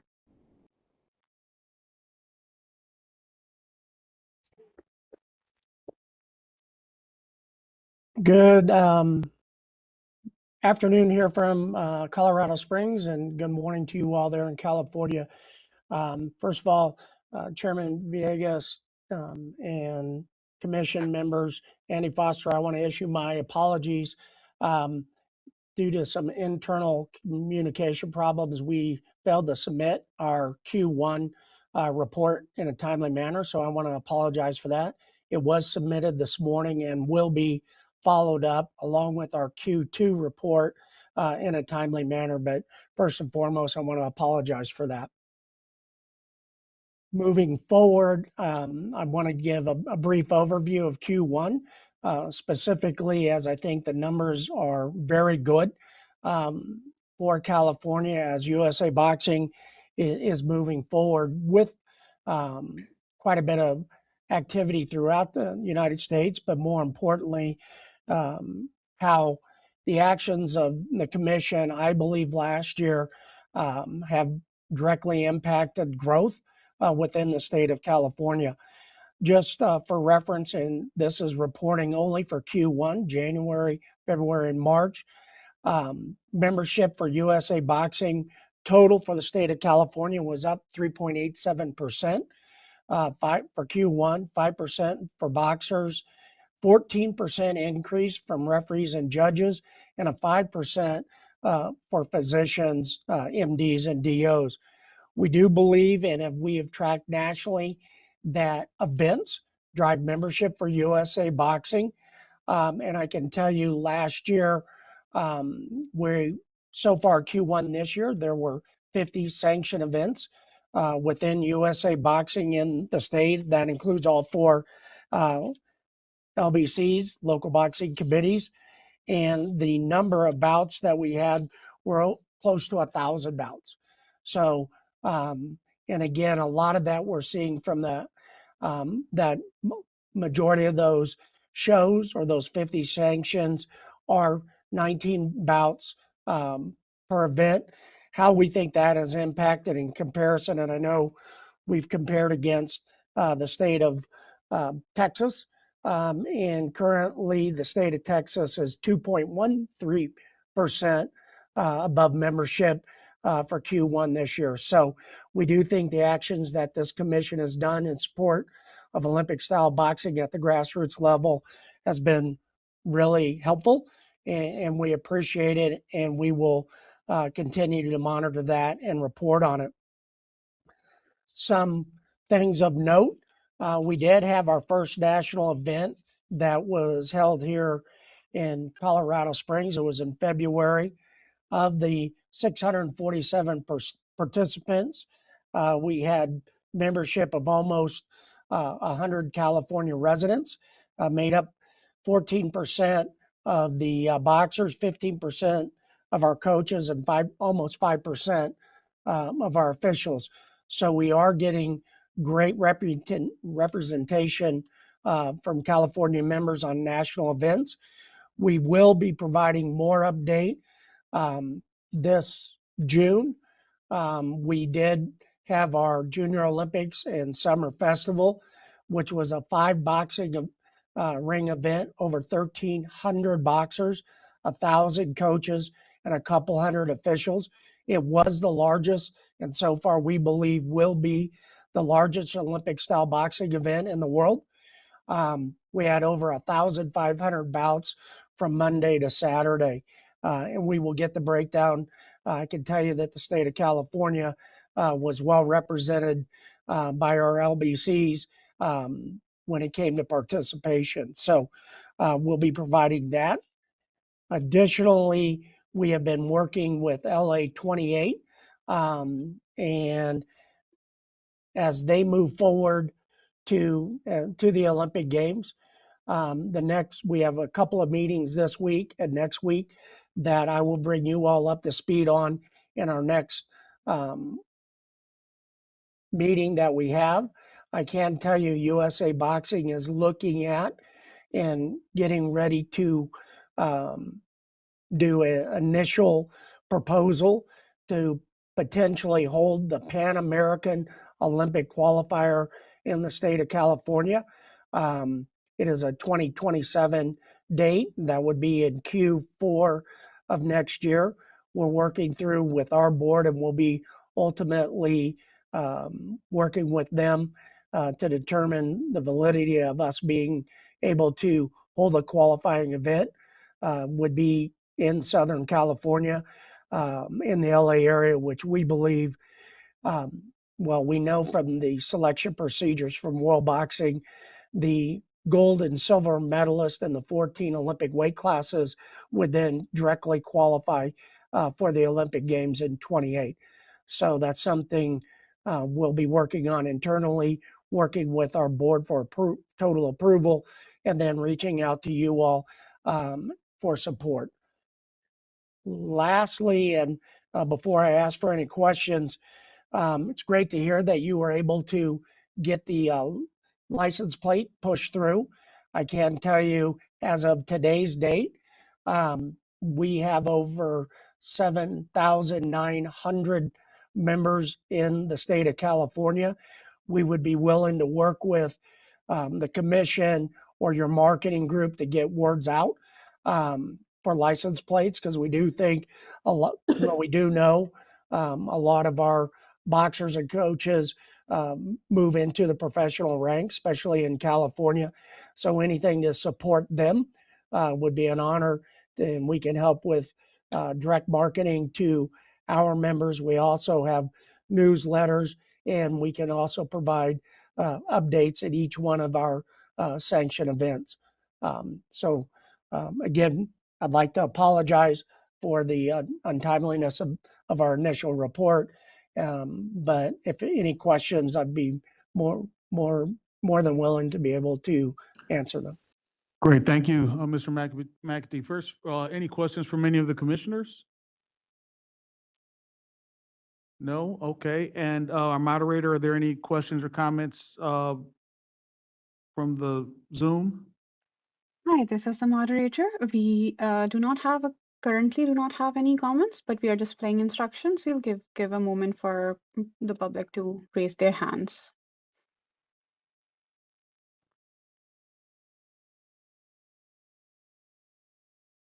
See no comments or raised hands. I turn the floor back to you, Mr. Vice Chair. Okay, thank you. Mr. Foster, next. Okay, Dr. Williams, we have Joe Stevenson next with United States Fight League.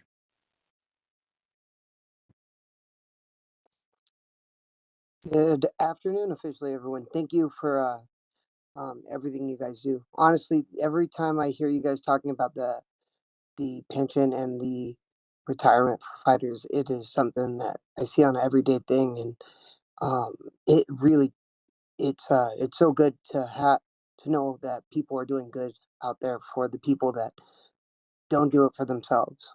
That being said, I submitted the event in, and I forgot to put the nationals. So my apologies on that. I'll resend the form. The U.S. Football National Championships took place the 27th through the 29th of May. We had 160 bouts, 3 minor injuries, none needing any after follow-up. They were all fine. The next day was the Hendo's Fight Night on April 25th. There was 10 bouts, no injuries. Next event, June 27th, Hendo's Future Champions. There was 12 bouts, 0 injuries. We have a couple more bouts coming forward, and we will be able to submit our rule book for the commission to approve in September. Just once again, thank you everyone for your time. Thank you, Mr. Stevenson. Any questions or comments from commissioners? None. And moderator, anything from the Zoom?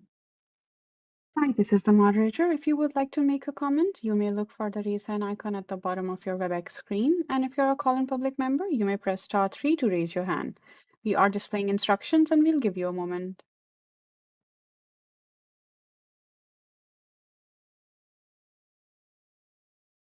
No raised hands or comments. I turn the floor back to you, Mr. Vice Chair. Okay, thank you. Mr. Foster, next.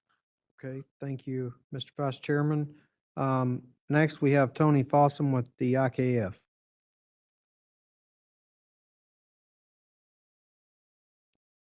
Hello, Commissioners. In reviewing our second quarter report, we actually had a very busy second quarter with 11 events on the calendar in California. Proud to report all of those events went very well. You can see all of the statistics on our report. I really just wanted to comment on 3 things to share with the Commission this morning. And with all of the amateur events that we have going on, we've had an increase in promoters, which means more shows. With that, we have actually seen an increase in gyms that are now adding Muay Thai to their existing programs. So with more gyms offering more Muay Thai programs, we also have now seen an increase in brand new fighters taking the step into the amateur ring. So we are having a lot of O&O fighters now come on these shows, hopefully to work into a lengthy amateur career. And previously at the last meeting, I had talked about a training that we had done at the beginning of the year for officials. And now those officials that went through our training program are now cycling into our events to get their rounds in, to perfect their craft. And we're seeing the next gen, if you will, of officials coming through our circuit in our shows. So that's something that's exciting, is being able to see this brand new generation of referees and judges now being tutored by the generation that has been commanding those rings for so long. So we're just excited to see this rapid growth in Muay Thai happening in the state. We do have some of our shows listed on our report. There's a couple of them coming up in July. As always, you are welcome to come to any of our events that you would like to visit. I just ask that you let me know ahead of time and make sure to get tickets and access for you to those events. That's all I have for today. Thank you. Okay, thank you, Ms. Fossum. Any questions or comments from the commissioners? And again, moderator, any comments from the Zoom? Hi, this is the moderator. If you would like to make a comment on this report, you may look for the raise hand icon at the bottom of your WebEx screen. And if you're call-in public member, you may press *3 to raise your hand. We are displaying instructions and we'll give you a moment.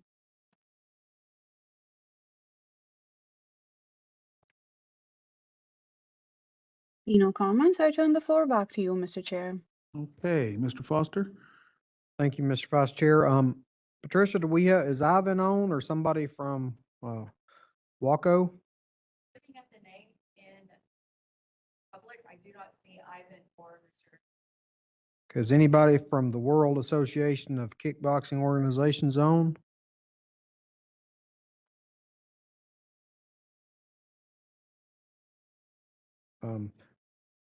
Okay, Mr. Vice Chair, I'll move on to ISKA with Corey Schaefer, and I just want to let the commissioners know, because it's related to Corey, everyone here knows I chair the Rules Committee for Mixed Martial Arts for the country, and Corey and I and John McCarthy and everybody that's on the Rules Committee have been working on language to get rid of the unintentional and intentional fouls. We're going to move it into a different kind of, we're going to move it to something different, because I think most commissioners would know intentional and unintentional. There's hardly ever intentional foul, like you don't see them. Anyway, Corey Schaefer's been very, very helpful in crafting that language. He's very, very good at writing rules. Just wanted to mention that to the commissioners before he gives his report, because it's been very helpful. Nice, thank you. Thank you so much, Mr. Foster. You know, it's a privilege to serve. Am I being heard? Yes. Oh, okay, great. Chairman, Commissioners, Mr. Foster. On behalf of ISK State Director Anthony Casada, who has submitted our quarterly report, I'd like to thank you again for the continuing privilege of serving as a delegated entity. I'd also like to amend our upcoming events list to now include, I mean, we're so pleased to be involved in the Napa Knockout fundraising event benefiting the ABC Retired Fighter Charity and the California Fighter Pension Fund. ISK is pleased to contribute by covering all the costs associated with the sanctioning, the fighter insurance fees, and the supervision of the amateur kickboxing bouts on that show. We're really gratified for the opportunity to participate, and thank you again for the opportunity to serve. Thank you. Any questions, comments among the commissioners? None. And moderator, anything from the public? Hi, this is the moderator. If you would like to make a comment on this report, you may look for the raise hand icon at the bottom of your WebEx screen. If you're call-in public member, you may press *3 to raise your hand. We are displaying instructions and we'll give you a moment.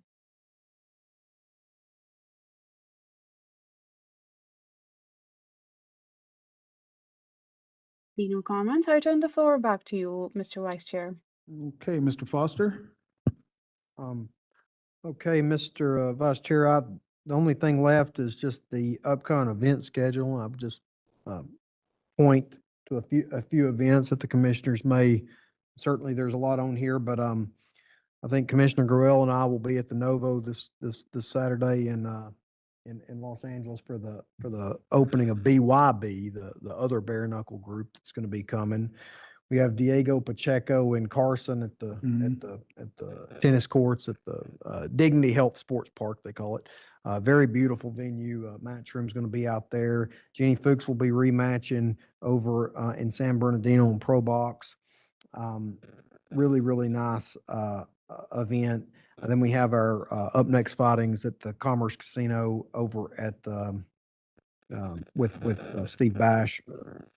At Eagle Mountain, we have MMA Then next Saturday, we have the charity event there at the Raymond Vineyards there in Napa. I would point out that we have August 22nd here in Sacramento at the Golden One Center. We have a UFC Fight Night coming. And then we just got, while we were here, we just got MVP is doing a boxing event at Commissioner Gurrell, our friends in Temecula. Oh, Changa. Pachanga. Yeah, name escaped me, I'm sorry. While we were sitting here, so that's coming August the 21st. Then the 22nd, we have the UFC Fight Night. Then on September the 19th, we have at the Intuit Dome, we have a big UFC, a UFC in Los Angeles.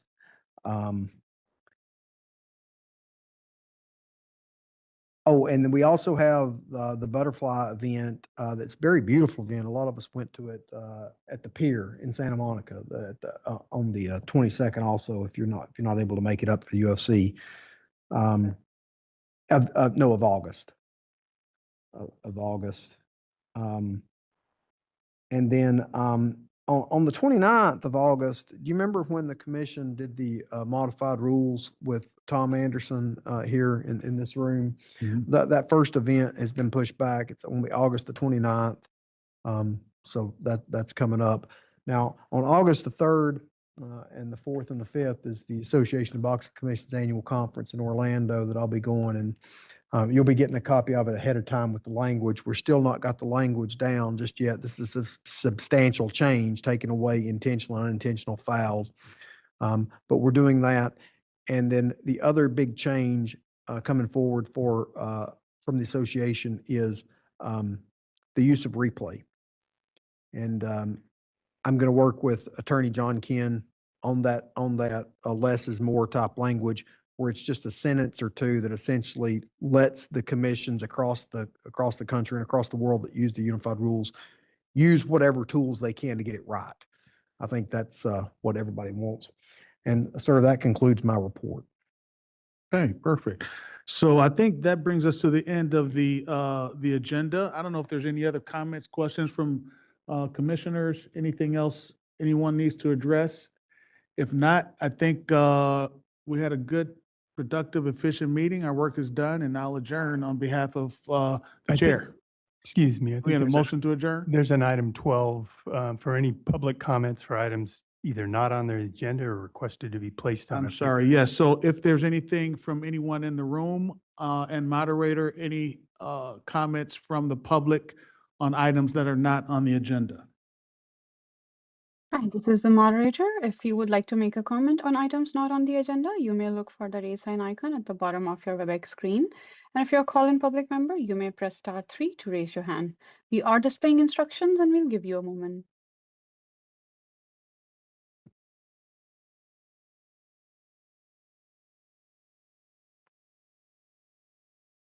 No comments or raised hands. I return the floor back to you, Mr. Vice Chair. Okay. And so with that, I think we're all set for adjournment. So we're adjourned.